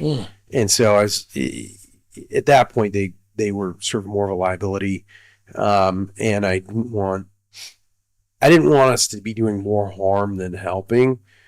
And so I tried to have that conversation with their commander a couple of times, and he's, they look at things differently over there. So he kind of shrugged his shoulders at me and said, hey, this is how we do it. I said, okay, all right, I understand that. But then you're not coming on any more missions. Like that's it. Iraqi army? There was a police. The army was still at Fob Gabe at the time. They were on the other side of town. Yeah. The MIT teams, I know the MIT teams were doing some good work on both sides of the town. But the Iraqi police, and I'm sure you guys did the same thing, like our Terps would listen to their radios, and there were times where they were reporting our movements as we're moving through town, and it just felt like they weren't on our team. Right. And I think fortunately for us, they just didn't do anything on our side of town, which was, like I said, it didn't do any harm. It certainly didn't help us establish peace, but at least they were no longer like smashing people's, family pictures and stuff either. So, what was the defining moment that things were changing? I know there was a key event over on the east side where we're in old Baqubah, but in new Baqubah where you guys were operating, was there a sentinel event that happened? Yeah, I mean, that's a good question. I think it was that 25 November when they tried to push us out of the ERF station. That was pretty eye-opening. Like I said, it was a 45-minute battle, so it was not like a quick little pop an IED, take a couple shots, and then leave. It was harassing fires versus deliberate. It was a pretty significant event. And after that, it became more of a I don't want to say traditional because that's not the right word, but it became more of a straight counter IED fight. Like we used to joke that the bad guys would wake up, make a cup of tea, get their kids off to school, and then by 9:30 they'd take a few shots at us just to let us know we were still in a firefight, and then they'd leave. They'd leave us alone, and it was sort of clockwork. You'd take a few shots in the morning, a few shots in the afternoon, and we'd try to go out and do missions from time to time to try to do a raid if we got some intel, or just kind of be in the space to not allow them to have complete freedom of maneuver. But a lot of times it was, harassing fire here and there. It wasn't. After November, it was just sort of a more constant stream of harassing fire and a much, much more heavily focused counter IED fight. Yeah. The checkpoint that was just outside your outpost. What was the number on that? 451 checkpoint. 451. Okay. Yeah, that was kind of like a TRP for, I know our water buffalo, because we would be running our water buffalo out to our outpost. There was more than one time we had to get our water buffalo patched. Yeah, that's Because right. it would show up and it would be Exactly. water would be coming out of it. That's funny. That was. I mean, that's just how it was. It wasn't. I think we established some level of security, and that there wasn't in that part of town. There wasn't these sort of complex IEDs, like deep buried, that type of thing. We couldn't get away from VBIEDs. We had a couple of those go off, but for the most part, in that sort of Western Baqubah, northern part of Western Baqubah was a lot more surface laid in harassing fire type of thing. Whereas you start going further south, and I know you know the story. You start going further south, the IEDs there's less visibility, there's less just overall built up areas. They can start digging them in down in the southern part, especially like with Charlie Company. And Clay, they lived down south in Khan Bani Saad. They had to use the Victory Vanessa corridor coming north and south, and so they hit some pretty big ones down there. Yeah, is that where the first KI came from, out of ACO that was attached to Charlie Company? That was a really rough day for a lot of people, myself included. That was my 3rd platoon, and that was attached to Clay. And they were doing a patrol on that road, and it hit a pretty significant IED. And unfortunately, it killed the driver, Brandon Cummings, and wounded the gunner and the BC. And so those two guys were evac'd. And at that point, we were short combat power, as you know, and so my headquarters section, which was my Bradley and my XO's Bradley, had become the battalion QRF, because it was my company's turn for QRF, and I didn't have any other combat power to allocate to that towards. So I thought it was an unconventional thing, like, okay, likelihood of us going anywhere is lower. We can be QRF. And I can kind of multitask and kind of still be a company commander and be the QRF. And within 30 minutes of assuming the QRF mission, that IED strike happened, and we ended up escorting EOD and an M88 down to recover the Bradley. And that day, we made it down there. We helped that platoon get organized. They had established security and done all that, and this was just a question of executing a recovery mission. And so the guys in the 88 did a great job kind of getting everything hooked up, and we were going to tow that Bradley back to Fob Warhorse. And so it was a 5 vehicle mission. It was my Brad, then we had the 88, then there was my XO, Stan Guillory, and then EOD in there. I think they were in their EOD vehicle. And then my first sergeant, we had found him a Brad, John Daniels, Otto for short. Otto was in the rear vehicle. And so we all went down and escorted that. And on the way, whole headquarters element. Yeah, that's right. XO, first sergeant, company commander.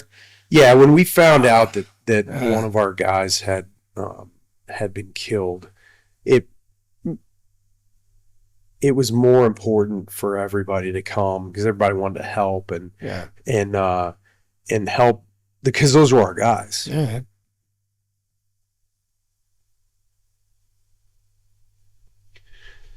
It speaks volumes, man. So, anyway, we went down there, and I think you remember that was the day that, never drive over road patches, and we didn't. But on the way back, we encountered the same road patch, and there was a pretty deep buried complex IED under there. And my vehicle went around the patch, and the 88 was a second vehicle, and it was a command wire detonated IED, and that hit the front part of the 88, and ultimately killed 3 guys.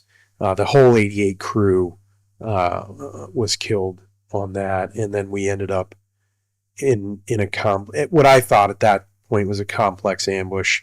The 88 had caught on fire based on the hydraulic fluid, and so rounds were cooking off inside the 88, and that made us all think we were in a complex ambush. And so, and then at that point, I had hopped out of my Bradley to try to go help the folks in the 88, and my gunner, Sergeant Wolf, had seen the the trigger man off to the right, which was also the east, and he started shooting, and so you hear these rounds popping off. Then he's shooting a Brad 25 millimeter, and it obviously felt like we were in a pretty complex ambush situation.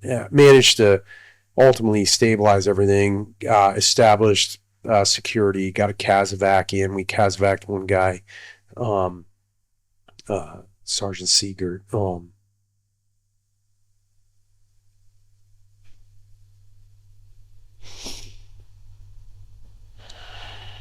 And then we had to do a pretty deliberate recovery. So we waited till darkness came, and we brought 2 hets down. We had to brought 2 hets and 2 more 88s, and the 88s had to lift up the first 88 and drive the head underneath it, and then they had to lift up the second 88, or the Bradley that was attached to the 88, and drive it underneath it. It took so long because the 88 was on fire. We didn't let the fire burn out. And as a matter of fact, the Corps, the engineer company commander at the Corps level had volunteered to come down with a bucket loader and scoop some dirt off the side of the road and put the dirt on the 88, and that was eventually put the flames out. Really? And so we did that recovery operation, and got back to FOB maybe like 2 a.m. Had to kind of do all the do all the post-mission processing, sort of casualty processing. We had ultimately 4 guys with us that had been killed. So that was a tough day. That was.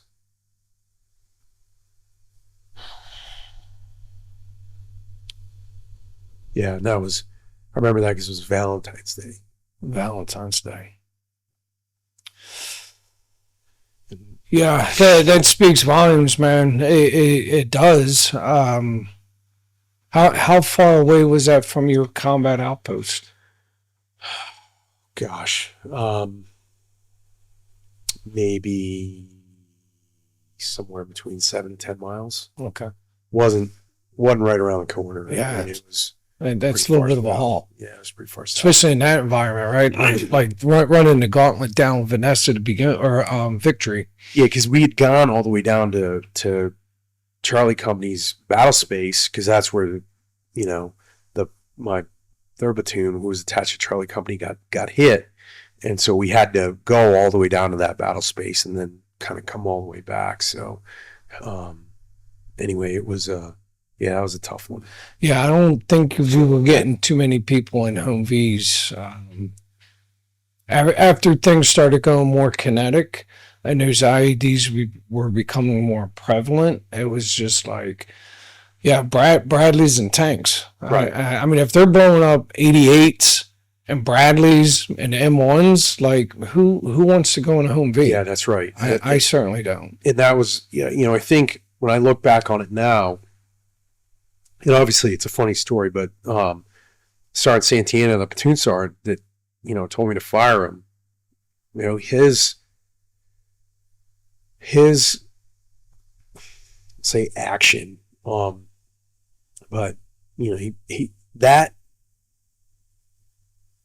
conversation probably saved a bunch of guys' lives. Yeah. Because I can remember going back, you know, the next day, I think we had a staff meeting with all the commanders, and I had already told the battalion commander, I had asked the battalion commander if we could go to Brad's, and he had said yes. And I think I had told all the other company commanders, I said, hey, we're going to Brad's, you know, do what you got to do. And I think at that point, I think almost everybody went to Brad's within 24, 48 hours. And I think, you know, that doing that ultimately, I think, and I credit Santana for this.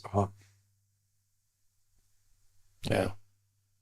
You know, because we had already lost Sergeant Haynes too. Yes. And his, and I can't remember who else was in that vehicle with Haynes. Yeah, you got it. Mutts. That's right. Yeah.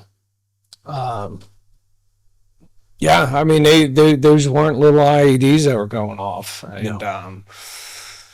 So what about vehicle strength? I know one of our struggles was just trying to keep the Bradleys running, keeping people out, because now you guys are landowners too. Right? So now you have to do patrols. You have a combat outpost you have to staff, but you also have sustainment operations, Bradleys, Yep. people, and then sending people home on leave, Right. because that was happening. That was the thing. Yeah, that's right.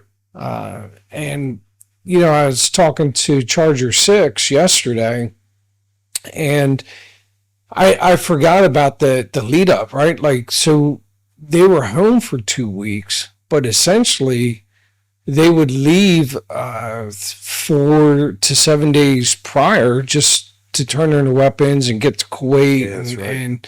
and then a week to get back. So almost a month out of pocket. That's right.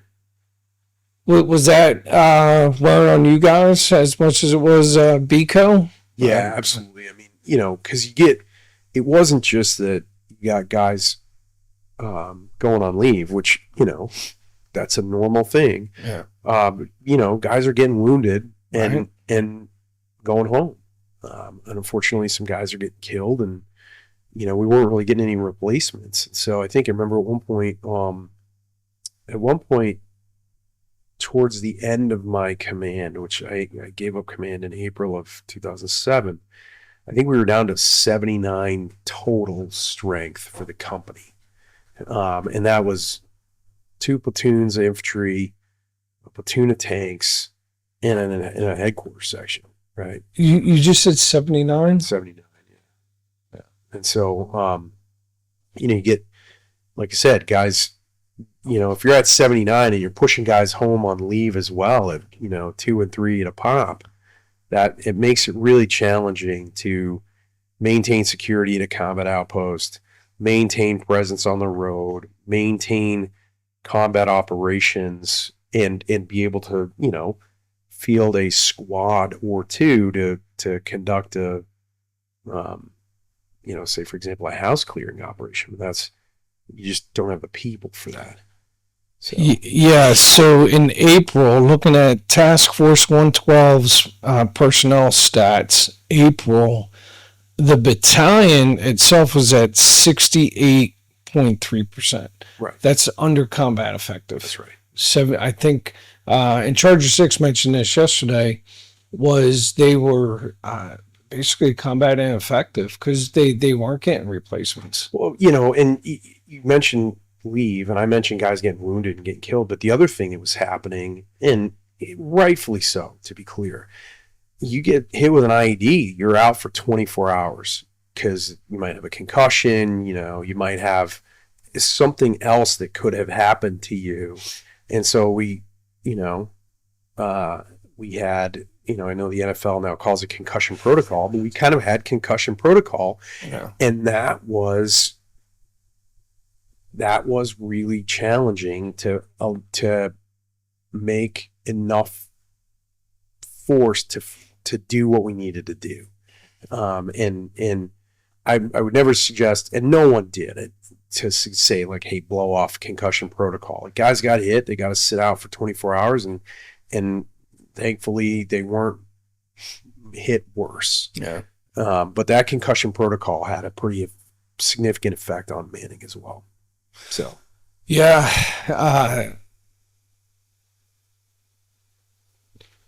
The United States Army, we're not, I don't think it registers when people say, hey, you know what, there's areas we can't go to. Like we don't own that area. The insurgents do. right. And I know there were places in our area, and I would suspect that there were places in Apache's sector that you didn't have the manpower to do all of everything that you had to do, plus do major offensive operations to go clear out these pockets of resistance. So there was, we talk about tactical patience a lot. And it's just one of those things like, okay, we'll yield that space to the bad guys for now. Right. But eventually we're gonna come back and we're gonna take it, but just not now. Yeah. I'll tell you a story on that end. We had, very suspiciously, two guys walk up to the ERF at like 10 or 11 o'clock at night. Both had their hands bound by coat hangers, and they were claiming that they were prisoners in some home and had escaped, and they needed our help. I said, okay, great. They said there's 10 other people that are currently still being held hostage. You guys need to go get them. And so there's a large part of me that was like, I don't know, man. That's like these two guys had walked to the police station from wherever they were. They didn't know where they were going back to. And so I said, okay, we'll put together a platoon plus, I'll go with them and we'll go find these. But I told the guys, I said, look, I understand what you're saying, but if you want us to go do this, you need to come with us. And so I put one of the guys in the turret with me, and I got in the lead vehicle. And I remember, I'm pretty sure my gunner has still not forgiven me for this, but I put my gunner's CVC on this dude's head and said, hey, look. And then I had my terp in the back. And so this fellow would say, okay, go left. And so then my terp would say, go left on the intercom, and then my driver would go left. And then the guy would say, go right, and go left, go right. So we drive through that area you're describing where we had sort of assumed some risk. And thank goodness we did it at 7 a.m. because we drove down, roads that were just super heavily IED'd, but I just don't think they were up yet watching them. And it was something that was, I think all of us were aware of where we were going and knew that this was going to be really bad. And so that's why I took the lead vehicle, just, kind of infantry, follow me kind of thing. And this guy takes us all the way through western Baqubah till we get to the edge of town. And then he looks at me, we stop, and I go, okay, where are we going? And he goes, I have no idea where we are. And I go, okay. All right. So we go back. We drive all the way back through my vehicle and 4 other Brads, and we drive all the way back through that part of town. Again, we took roads that we knew to be less risky for IDs. I said, all right, buddy, here we go. Tell me where we're going. Get us back to this house and we'll clear it and get all these hostages. He said, okay. And this time, instead of going right, we went left. And instead of going left, we went right. And we wound up in a completely different part of town. And at the end of it, we end up on the edge of town again. And he goes, I have no idea where we're going. I have no idea what we're doing. And so we drove back, and, that was it. And these two guys got out of the Brads, and went on their merry way, and that was it. We couldn't do anything else. Didn't really want to. I didn't want to drive through that part of town a third time. Right. Because I felt like at this point, if he was leading us into an ambush, he was coming with us. Right. That was my thought. But at the end of the day, we drove through some really, really heavily IED roads that we had hit IEDs on in the past and would later hit IEDs on again. And like I said, I think, I definitely am Christian, and I believe that, Lord was watching out for us on that day, because it could have gone really south, really, really south. But we ended up going back, and they were like, "I'm sorry, we can't help you find this place." And I was like, "Well, I don't, there's 25,000 homes in that part of town. Like, we can't knock on every one." Right. And so that was it. You think it might have been a setup like the house explosion type deal too?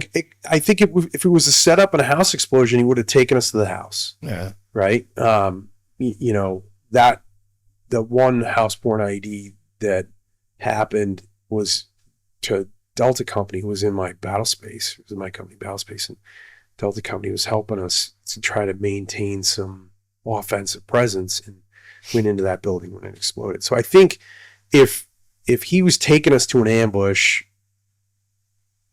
he would have taken us to the ambush. Okay. But I truly don't think he knew where he was going. It's tough to read people, especially in a different language, but I think he was trying to help and just couldn't. Okay. But like I said, regardless, I mean, he took us down. My goodness. He took us down some of the worst roads. Those pucker factor roads, Yeah. like That's you, right. you know something's going to happen. It's just, but you have to go. That's right. And And we did. And that takes a lot of balls too, man. Like people don't get that part, man. It's like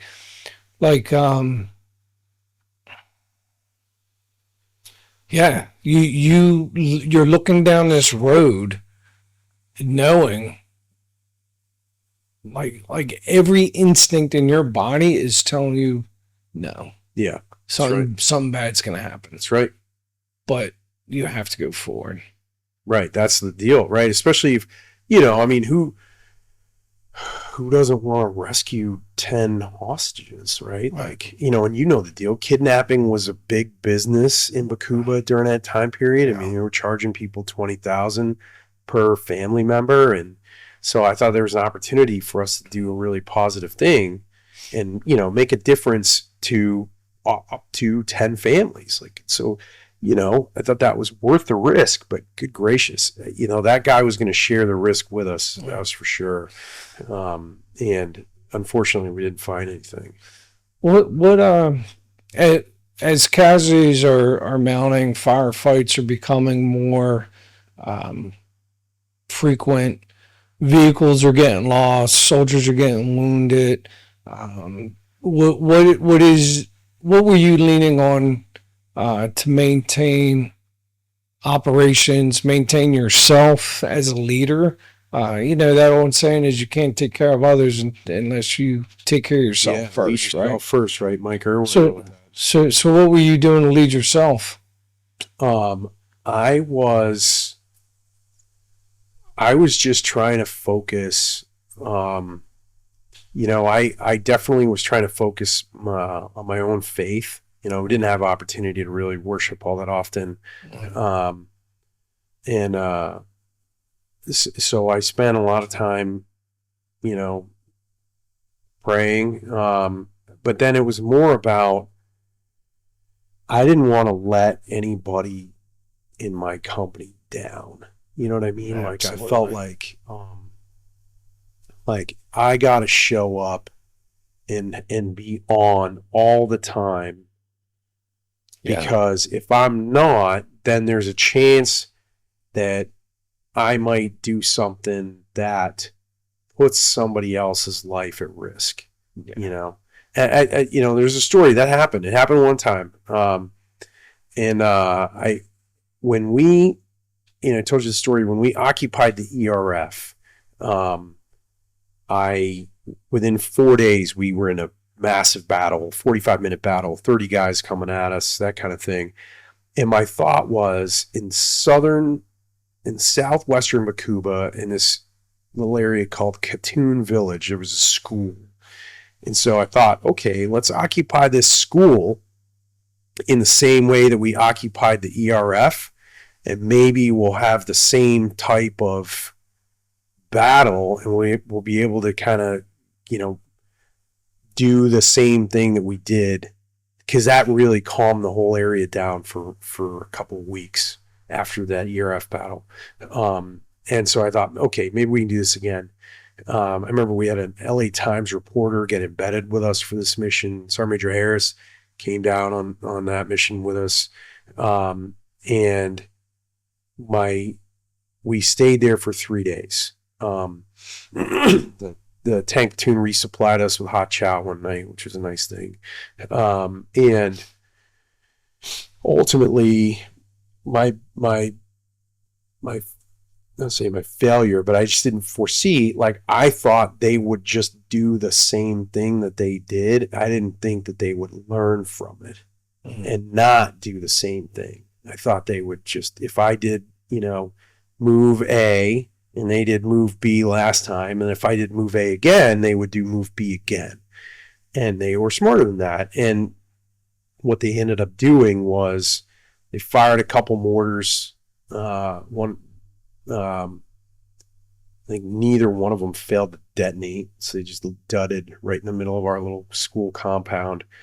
And then on the third day, as we were leaving, maybe like an hour before we were supposed to pull out, we obviously had 360 security, and one of the bad guys had taken a shot and hit one of our guys, Jared Matthews, hit him in the arm.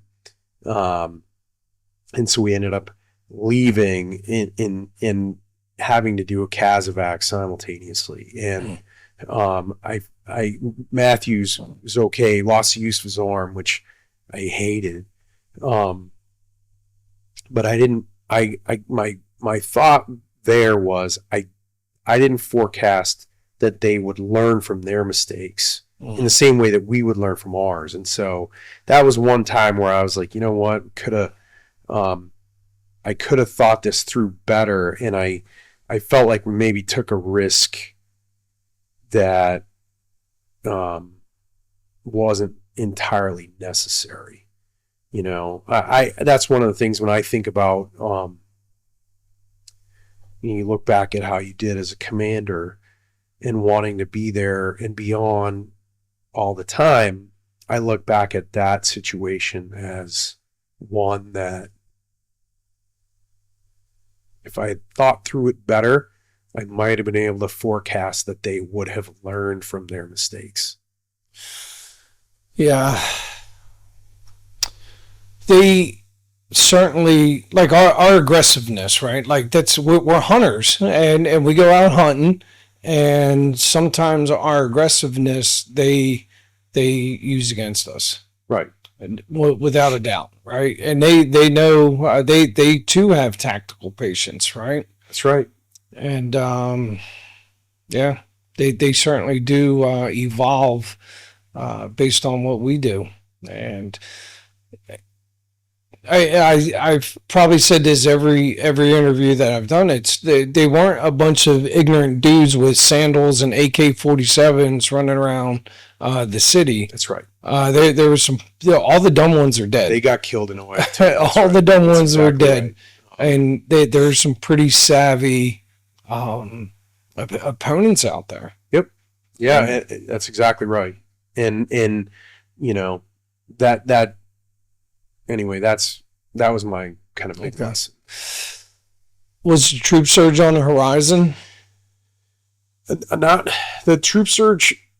My first indication of the troop surge was I had been asked to move from the ERF station to maybe like a building 200 yards away, which became Cop White Castle, which we moved in with the Iraqi army.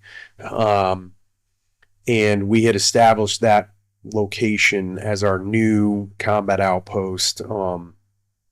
And although it didn't command the terrain as well, it was fine. We built walls and that type of thing. But my first indication that there would even be anything like a troop surge was when General Keane, retired General Keane, and then Colonel H.R. McMaster showed up with the 25th Infantry Division Commander, General Mixon, and they showed up at my combat outpost and said, hey, we're here to check out how things are going.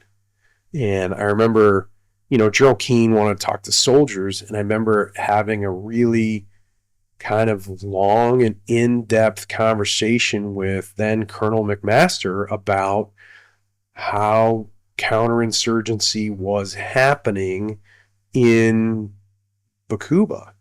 And, obviously they left. I think the only feedback from their visit I got was like somebody wasn't wearing their gloves or, something like that. But it was, otherwise, no news is good news. Like, make sure everybody shaves before 9 a.m. kind of thing. And so then, shortly thereafter, we had heard that, I think General Odierno was the Corps commander at the time, and I think General Petraeus was on his way in. But General Odierno had ordered 520 and that whole Stryker unit to be deployed from, I think they were in Baghdad, and moved up to Baqubah to help us sort of kick off the initial surge in the Baqubah area to set the conditions to then have a meaningful troop surge in Baghdad. That's kind of how I remember it going as a result of the Gerald Keane and Colonel McMaster visit. Yeah. I'm pretty sure I know Keane stopped out at the Brits IP station too. I mean, that's interesting. And I know they were having some success in Ramadi. Where do you think all these fighters came from? Like, because it went from bad to it took a pretty complicated situation and made it even more complicated, right? Right. That's a good question, where the fighters come from. I think two things were happening. The first one was, they, in a large part, were sort of also marching to the sound of the guns. And I think they had an idea that we were maybe a little bit under strength in Baqubah, and there might be some opportunity for them to meet with some success.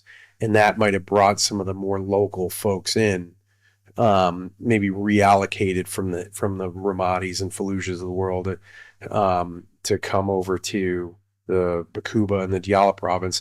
But I think, and indications, were that there was also guys coming from out of country, foreign fighters. Clay and Charlie Company found a massive cache of EFPs and, Iranian weapons and in his battle space. And I think that was a big indicator that, this is not just the locals kind of displeased with the Americans. This is, guys are coming in from elsewhere, and they're bringing weapons in from elsewhere that and they're being deliberate about where they go. That was my read on it. And especially when you couple that with the information that right before we got there, Baritz and the Diyala province became the capital of the new caliphate. That was that all kind of leads me to think that this was not just a local operation. It's interesting that you say that, and I have not thought about it that way with regard to the insurgents reinforcing success, right? Like they're having success against 112 because we just had so much real estate out there. Right.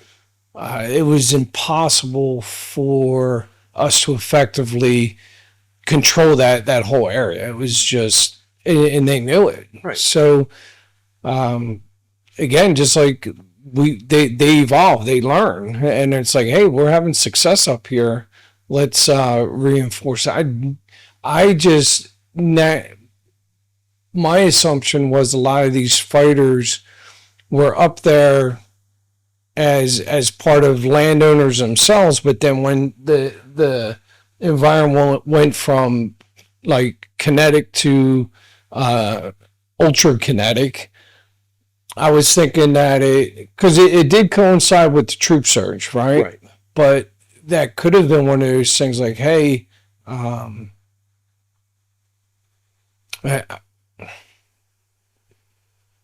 the way I was looking at it was as they were flowing out of those areas, this was kind of their pass through spot. But then it's like, hey, let's all just rally here, and because to me, I think Baqubah was like one of the last major Baqubah Diyala province, because up in Zagania, and I know they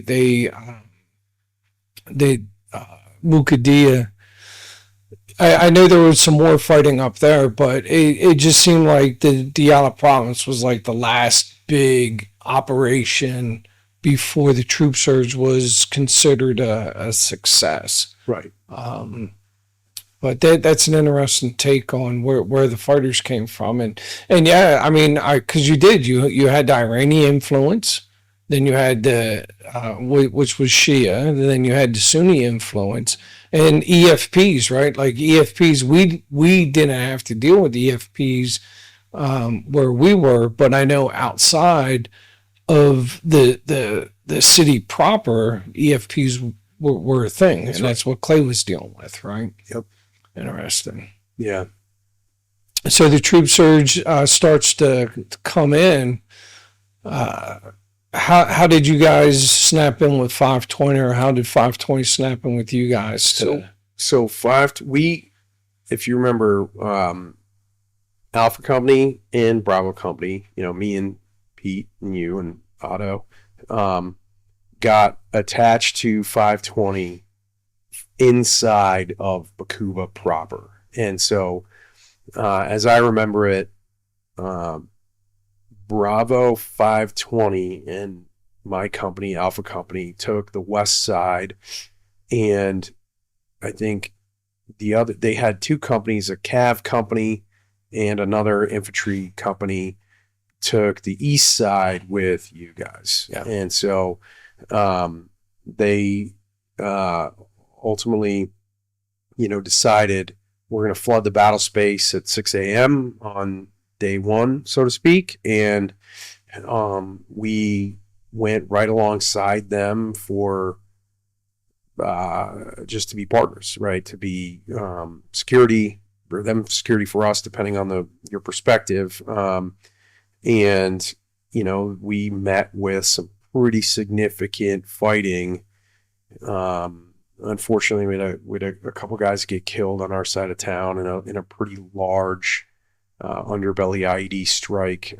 And I think we had a Bradley as the lead vehicle in that formation, and then 4 strikers and a Bradley in the rear, and they let the Bradley go past and hit one of the strikers, I think just to see how the striker would react. And 40 tons versus, I think, a striker's somewhere close to 15 tons. The striker did not hold up as well against pretty deep buried IED. Yeah. And so I remember that whole, I was 5 minutes away when that happened. I was on the station maybe 10 minutes after the initial strike had happened. And I remember the hole being 15 feet wide and 7 feet deep. Dang. And it flipped the striker, this way, as opposed to sort of just rolling it. It flipped it completely. And so I remember thinking to myself, like, that is probably the biggest IED we've seen, maybe with the exception of February 14th, but that they were getting better. And I think the bad guys realized that now with the strikers kind of flooding the battle space, that things were going to be different in some meaningful way, and they were going to do what they needed to, or as much as they could, to try to push back on that. Yeah. And I remember sitting in an AAR that night with the 520 Battalion commander, who was Colonel Antonia, and those guys had been through a lot in the course of their deployment, kind of going all around and solving problems that need to be solved and doing well at it. And they had met with a lot of success over the last 12 months of their deployment. And I think Baqubah was different. And I remember him saying that day was the hardest fighting that they had encountered in their entire deployment. And unfortunately, I think for us and, for Pete, certainly that was just another day at the office in Baqubah. And so, obviously we did what we could to support them and the operations that they were going to lead, and we were going to do what we could to help them out. But it was a tough slog there for the next sort of 30 days or so, as I remember. How did, obviously the extension was announced too, right? Like, hey man, you guys are going to be on the bonus program. Yeah. How'd you lead through that? So, great question. I had, when the extension was announced, I had just given up command to Sheldon Morris, who took the reins running, and doing great. And I had just walked in the door of my house at Fort Hood. And so I had been on leave for like 20 minutes. We landed in Dallas, drove back to my house at Fort Hood, and then the surge got announced. And at the time, my wife had said, hey, what does that mean? And I said, you know how I had 6 months left? Now I have 9. And so, but at that point, I was on my way back to Iraq in a different capacity. Colonel Murray, our former brigade commander, had reached down and pulled me up to work in the corps level Joint Operations Center. And so I became, I was the battle captain for him when he was brigade commander. I became battle captain for him when he was the 3 working at the corps level. Okay. So, well, then you got to taste some greater success, though. Not that you didn't have successes as Apache Company out in New Baqubah, but with 520 coming in, once they got their sea legs, you guys started with because you essentially were augmented with another company in your area. Yeah, that's right. And so it became very, very successful. Things quieted down. I won't say they quieted down rapidly, but they quieted down on that side of town. And then right about the time, I think, within, and then I gave up command. And so things were we were starting to see some success, but it was essentially the halfway point of the deployment. And the chain of command had said all commanders are going to swap out. And we tried to do that smartly so that we didn't all swap out at once. And Alpha Company, so I was first. And like I said, Sheldon Morris came in and continued to apply the pressure. And I think, of course I kept tabs on Baqubah. I was up at Corps as much as I could. And I think, within 30 days or maybe 30 or 60 days of me leaving, I think things they really started to kind of become peaceful. I think they really turned the tide and things started to really work. And, I know that I'm not going to say it was peaceful when I left. It certainly was not. But I started to see some success, and I was really excited to be able to see that, you know, Apache company, my company, and you guys and all that Bone company and everybody else was starting to meet with some real success. And while I wasn't there for that necessarily, like it was more about just like, hey, things are calming down, like guys are less likely to get killed. You know, things didn't end, of course, as you know, but it certainly calmed down. And I think not too long after that, 112 pulled out of Baqubah. Is that true? Or I can't remember. I thought it took more of a. I thought Alpha Company like pulled out and ended up like south of Brits. We did well, I mean, we were in Baqubah and ripped with the replacement unit, not the surge unit, but another replacement unit. So we were there all the way up until the last day. Okay. But we did do some major operations. That was one of our last big ops, was down south of Barrett's, clear a couple villages down there, a bunch of palm groves, and that was like the last. That was an ass kicker too. So you get the word that you're going to change command. Yep. And you're emotionally invested in the company. You're emotionally invested in the success. So to get told that you got to high five and change out, what was going through your mind with that? Even and I know, I guess the good thing is you knew Captain Morse, Right. You knew Sheldon Morse was top tier dude. I knew right? Sheldon for years, and Sheldon was going to be great, and he was great. But to answer your question, yeah, I mean, I hated the idea of giving up command. Yeah. Right. I had gone through the reset. I had gone through the training, gone through some pretty dark times with this unit. We'd done some pretty good things with this unit, and I would have put ACO 112 against any company in the Army, and I would have felt confident that we would have been successful. I just love that company. Yeah. And so I knew that was sort of the natural order of things, but I wanted nothing to do with leaving. Like, there were guys in that company. Good example, Chuck Bozeman.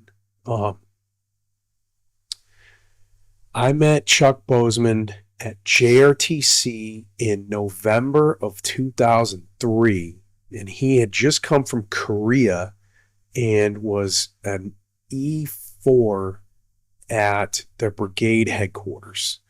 And me and him, for whatever reason, established a bit of a bond up at brigade. And when Colonel Murray at the time found out that that Colonel Rainey was going to pull me down to 2.7, or Colonel Murray allowed Colonel Rainey to pull me down to 2.7, Murray knew that I liked Chuck Bozeman. And he said, "Hey, do you want Bozeman to get down to your company?" And I said, "You're going to end up taking Alpha Company." And I said, "Absolutely." Because I thought the world of him. And so guys like him, I mean, he and I had been through 3 years, right? Yeah. November of 2003, I gave up command in April of 2007. Like, there were dudes that I was just going to miss, freaking Tom Brown, Massachusetts guy, 1st Platoon, Benson, another 1st Platoon guy, right? Blanco, 2nd Platoon. Like, there were guys that I was just going to miss. Big J, 2nd Platoon guy, Big Johnson, Specialist Johnson, he never seen anything like it. He hit a moving, there was a drive-by shooting against us. He hit a moving vehicle with a .203 round. Sweet. You know what I mean? Legend, 100 that's yards. legend stuff, That's man. It's exactly right. It's like Tom Brady of 203 right there. Big J, I was gonna miss, and so Carver, I just was gonna miss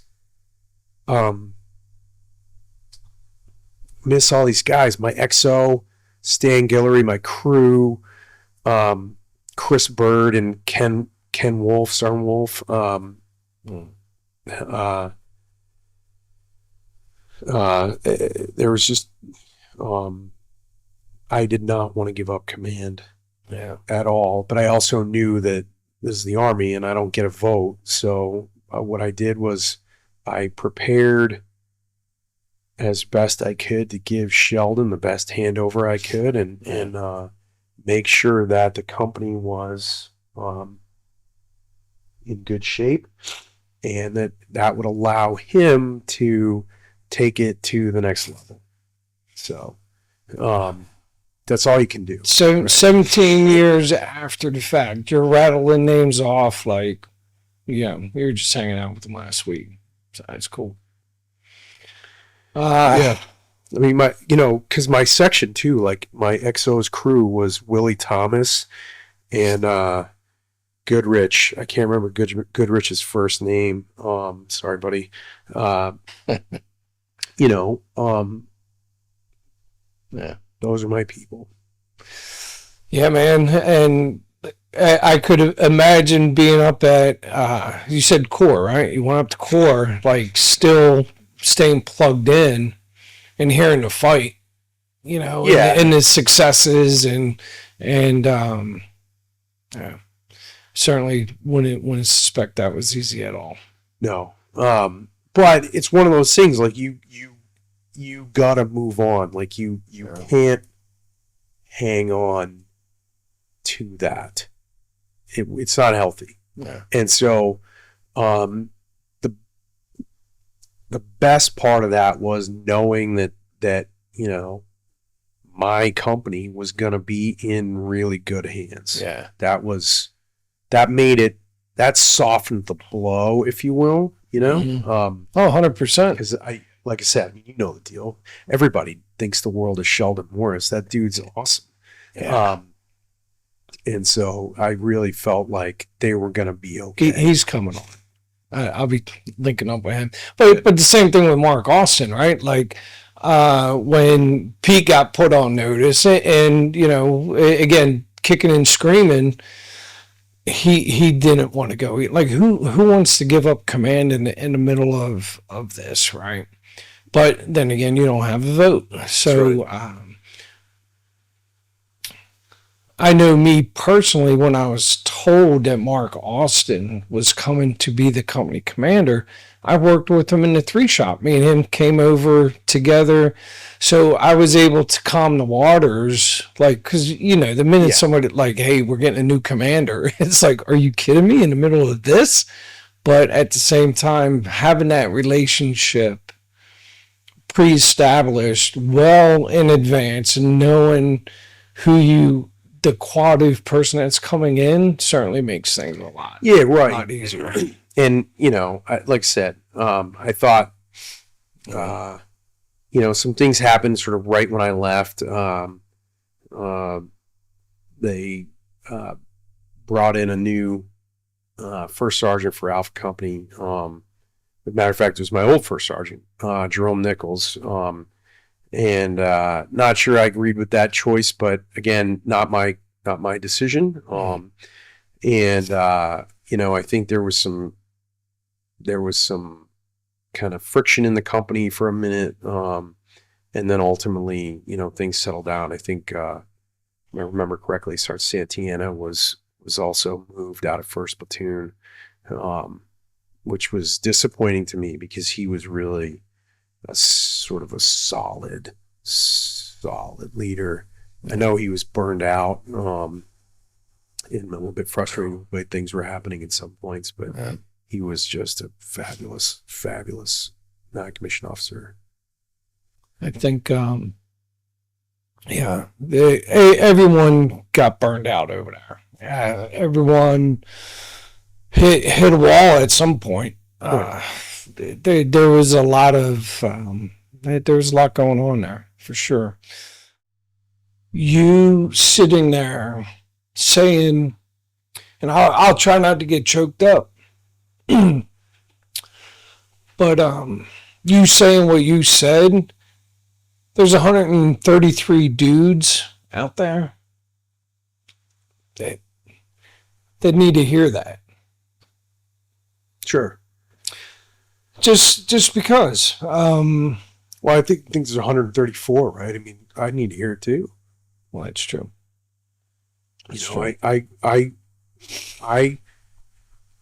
I love those guys, and I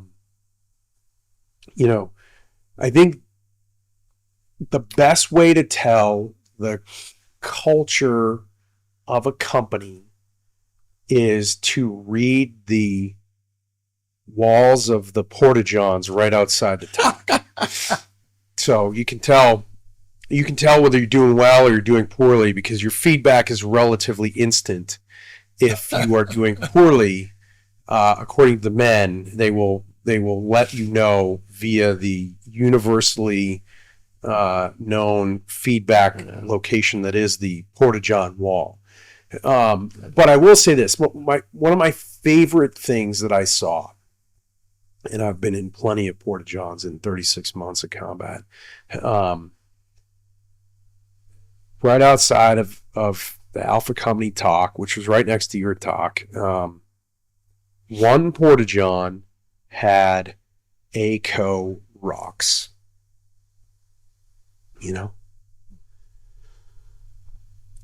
Nothing like a little bit of positive feedback on the complaint card that is the porta-john. So I took a lot of solace in that we're doing something right between me and my XO Stan Guillory and my first sergeant John Otto Daniels, that we were doing okay, and we were doing right by the men that we were given the responsibility of leading. Yeah, and one thing that I'd like to talk about is there's one very specific incident that happened over in our area when that Bradley went into the canal. And, we didn't have an abundance of combat power at that time. And to get that Bradley out of the canal, to secure the area, secure the route, you, Apache 6, and I don't even know who else you had there, but I know it was super comforting to know that you guys were like that. We spun up. I was in the battalion TOC when the call came in that you had a Brad went over I think the wall, the edge of the canal gave out, and the dirt caused the Brad to flip, and it was upside down, and so there was still somebody in there, and you needed to establish security, get CASEVAC going, and all that type of thing. And when the call came in, we already had Brads running, so it was very easy for me to grab the guys that were already just coming in, and we had weapons loaded, it was ready to go. And so it was very, very easy for me to say, hey, we will escort the CASEVAC, and if you come up with a plan in the meantime, you can always turn us off. Yeah. And so we head down there. We helped you establish security. We all stayed on the west side of the river.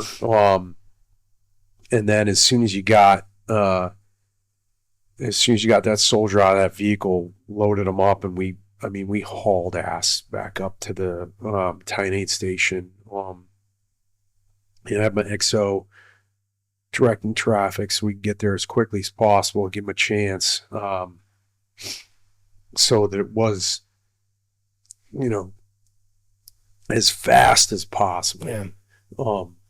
That was my goal for that one.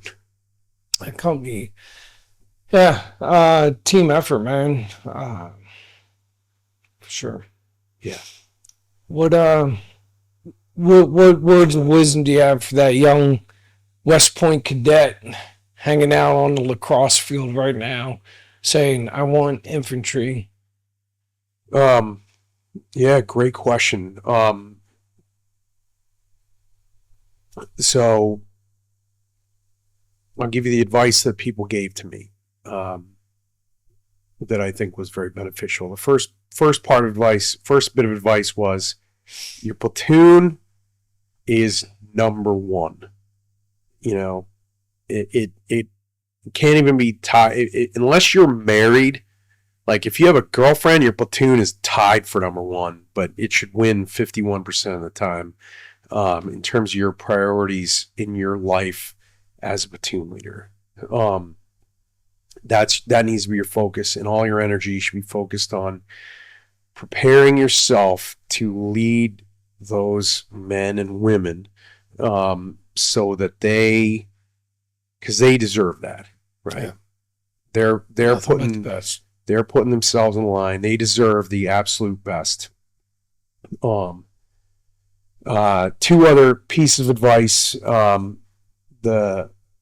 heard General Retired Abrams say this a couple times, but his, if you have a loved one, and I'll paraphrase it because he does a really good job of laying this out, but he says, if you have a loved one in a car accident and they're about to go under the knife for surgery, do you want the doctor that's operating them to be the one that was a C student or the A student?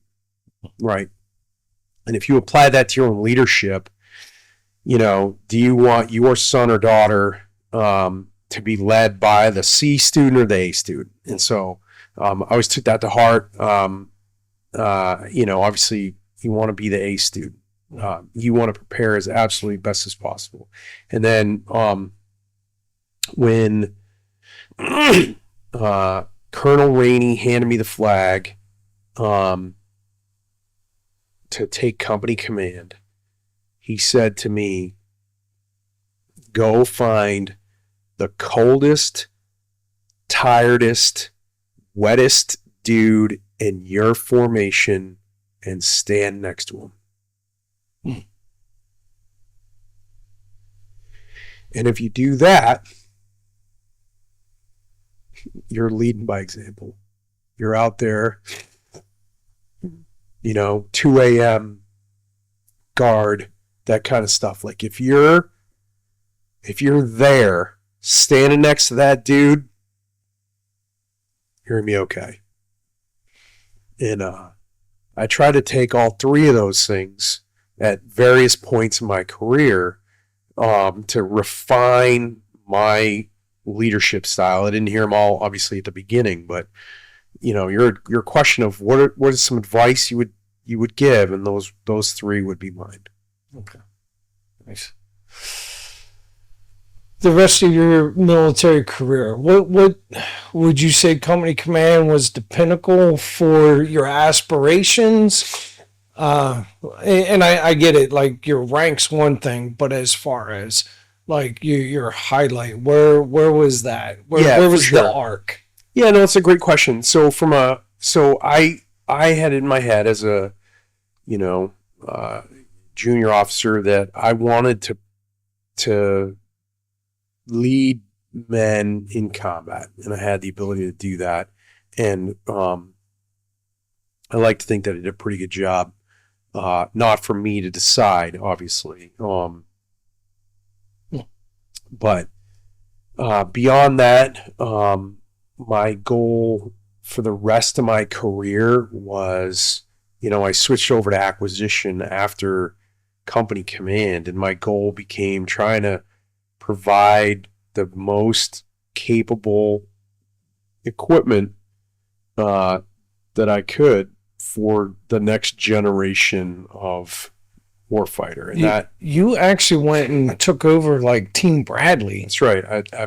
My sort of equivalent position as a lieutenant colonel, battalion command equivalent, was as the product manager for the Bradley fighting vehicle system fleet of Bradleys, and modernizing them from the A3 to the A4. And I can't claim complete responsibility for the A4. I mean, there were guys before me like Troy Denemy and Glenn Dean, who have both gone on to become general officers, and guys that came after me like Matt Johnson and Mario Iglesias that are continuing to provide the Bradley as a sort of premier fighting vehicle, even in the midst of its potential replacement with XM30, which I think will be a great capability for the Army. But not at the expense of the Bradley, right? I think the Bradley is a great combat vehicle. Obviously, commanded Bradley Company in combat, it did very, very well. Also had opportunity to manage the Army's sniper portfolio, and was able to bring a new, more capable sniper rifle to guys in Afghanistan in the late 2011, early 2012 time period. In the M2010, had opportunity to do some forward operational assessments on a weapon called XM25. And my mission there was to take this shoulder-fired smart munition grenade launcher into combat and get into a firefight. Yeah. And even though the XM25 was never fielded, the mission was go get into a firefight. And based on my experience in 1st Ranger Battalion and certainly my experience in combat in 1st Cav, I was very confident in my ability to show up to a formation either in the Kunar province in Afghanistan or in the Kandahar province in Afghanistan and integrate into that formation as an infantryman and be value added to them as opposed to a drag. You personally did that? Yeah, No for sure. kidding. So walk patrols with guys in out of Camp Blessing, Cop Michigan, in the Korengal Valley, in the Pesh River Valley, up in near Jalalabad, that area, RC East, in 2011, and then 2010, 2011, and then again in out of Fob Fenty, Wow. or it was later named to Fob Pasab in the Kandahar River Valley, walking Arghandab River Valley in the Kandahar province, walking patrols with guys standing next to them. I trained them how to shoot this weapon and followed behind them to get in firefights. And so we did that. Met with some success, not the success necessarily the program was looking for, but it enabled like Army senior leaders to make informed decisions about the weapon's performance in combat. Sure. So, yeah, that was not something I expected to do in acquisition, but I was happy to do it, and You had the right dude. yeah, I mean, I like to think so. So, not right place, right time kind of stuff. That's Okay. how the Army is. Your conversation with Sergeant Major Felt in the beginning certainly describes right place, right time. Sometimes wrong place, wrong time. You miss Grenada, you miss Panama, Desert Storm, Mogadishu. Sometimes you're in the right place at the right time, and sometimes you're not. And I just happen to be at the right place at the right time for XM25. Yeah. And you pinned on Colonel eventually. Pinned on Colonel. I worked up at OSD Research and Engineering for my last assignment, and I worked sort of the beginning stages of unmanned airborne capability called collaborative combat aircraft, which now both the U.S. Air Force and the U.S. Navy both have collaborative combat aircraft acquisition programs. I like to think that some of the work that I did in establishing a collaborative combat aircraft program at OSD Research and Engineering, at least partially informed them, Air Force and Navy, on their requirements. Nice. So, But being a company commander in combat. company commander in combat, I don't know that I would trade any of my other jobs, or I would trade all of them to go back to being Apache 6. Knowing what I know now, I would do it again tomorrow. I might need to do some PT, but I would do it all again tomorrow for sure. What about the people that are out there struggling? If you have one of the Apache soldiers struggling. Yeah, so, whether you know me or you don't know me, pick up the phone. Hit me up on LinkedIn. I'm here for you. If not me, reach out to somebody reach out to somebody who knows you, who knows your experience, who understands what you went through, who will be there for you just like they were in combat. And like I said, doesn't need to be me, but if it is, reach out. No worries. I'm happy to be that person for anybody, really. I mean, that's what it's all about. You don't go through all that stuff and just to come home and not have those relationships forever, right? I mean, you and I haven't seen each other in 10 years, and you welcome into my home at any point. Welcome to whatever I have is for you also, and that applies to everybody that I serve with. Finding a new mission too. What do you think of that? Since you've exited the Army, just finding that mission. Yeah, so that's a great thing. I was so fortunate in that I had an opportunity to go when I retired to go work for Tesla, right? High tech, fast paced, name recognizable company,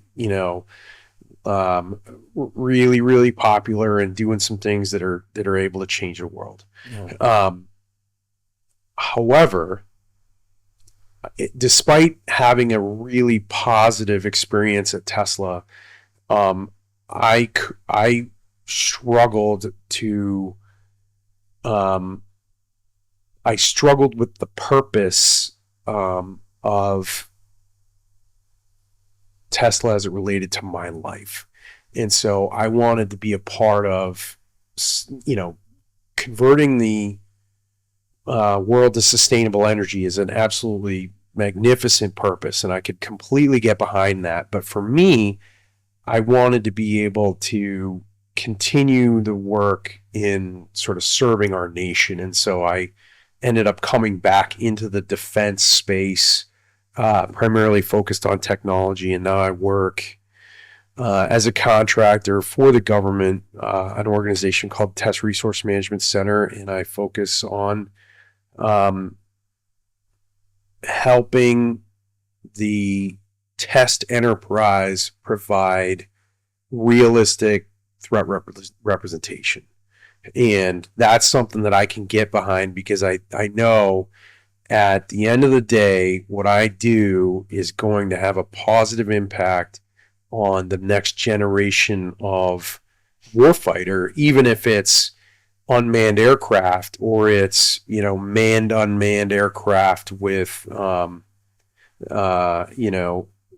high technology sensors and payloads, etc. Yeah. That's something that I can get behind, and I can do that because it keeps me connected to what has become my life as a sort of a soldier and someone who is passionate about the military, and having been on the ground firsthand, I know how important it is to have the right gear. So Yeah. that's like my mission is to stay connected, continue to work in defense, and to try to thread the needle of providing the next generation of technology so that we continue to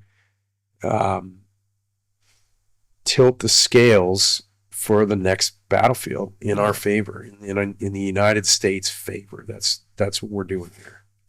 Well, that's a great peace of mind knowing that the Army or the Department of Defense is tapping some knowledge such as yours and experience, right? Experience and knowledge. So, you got any final thoughts? Yeah, final thoughts. I would say that what a positive experience this has been. Some of this stuff I haven't kind of gone over in a long period of time, and to be able to have a great conversation about it has been super beneficial to me. You know, like you said, some of these names I haven't said in 17 years, and they came back to me like it was yesterday. And in some cases, it feels like it was yesterday. And in other cases, I wish it was yesterday. And so I can't thank you enough for putting this whole thing together. And I'm honored to be a part of it. So thank you. Awesome. Thanks, brother. Yeah. Let's wrap. Good stuff. Look at that, man. 1407. There we go.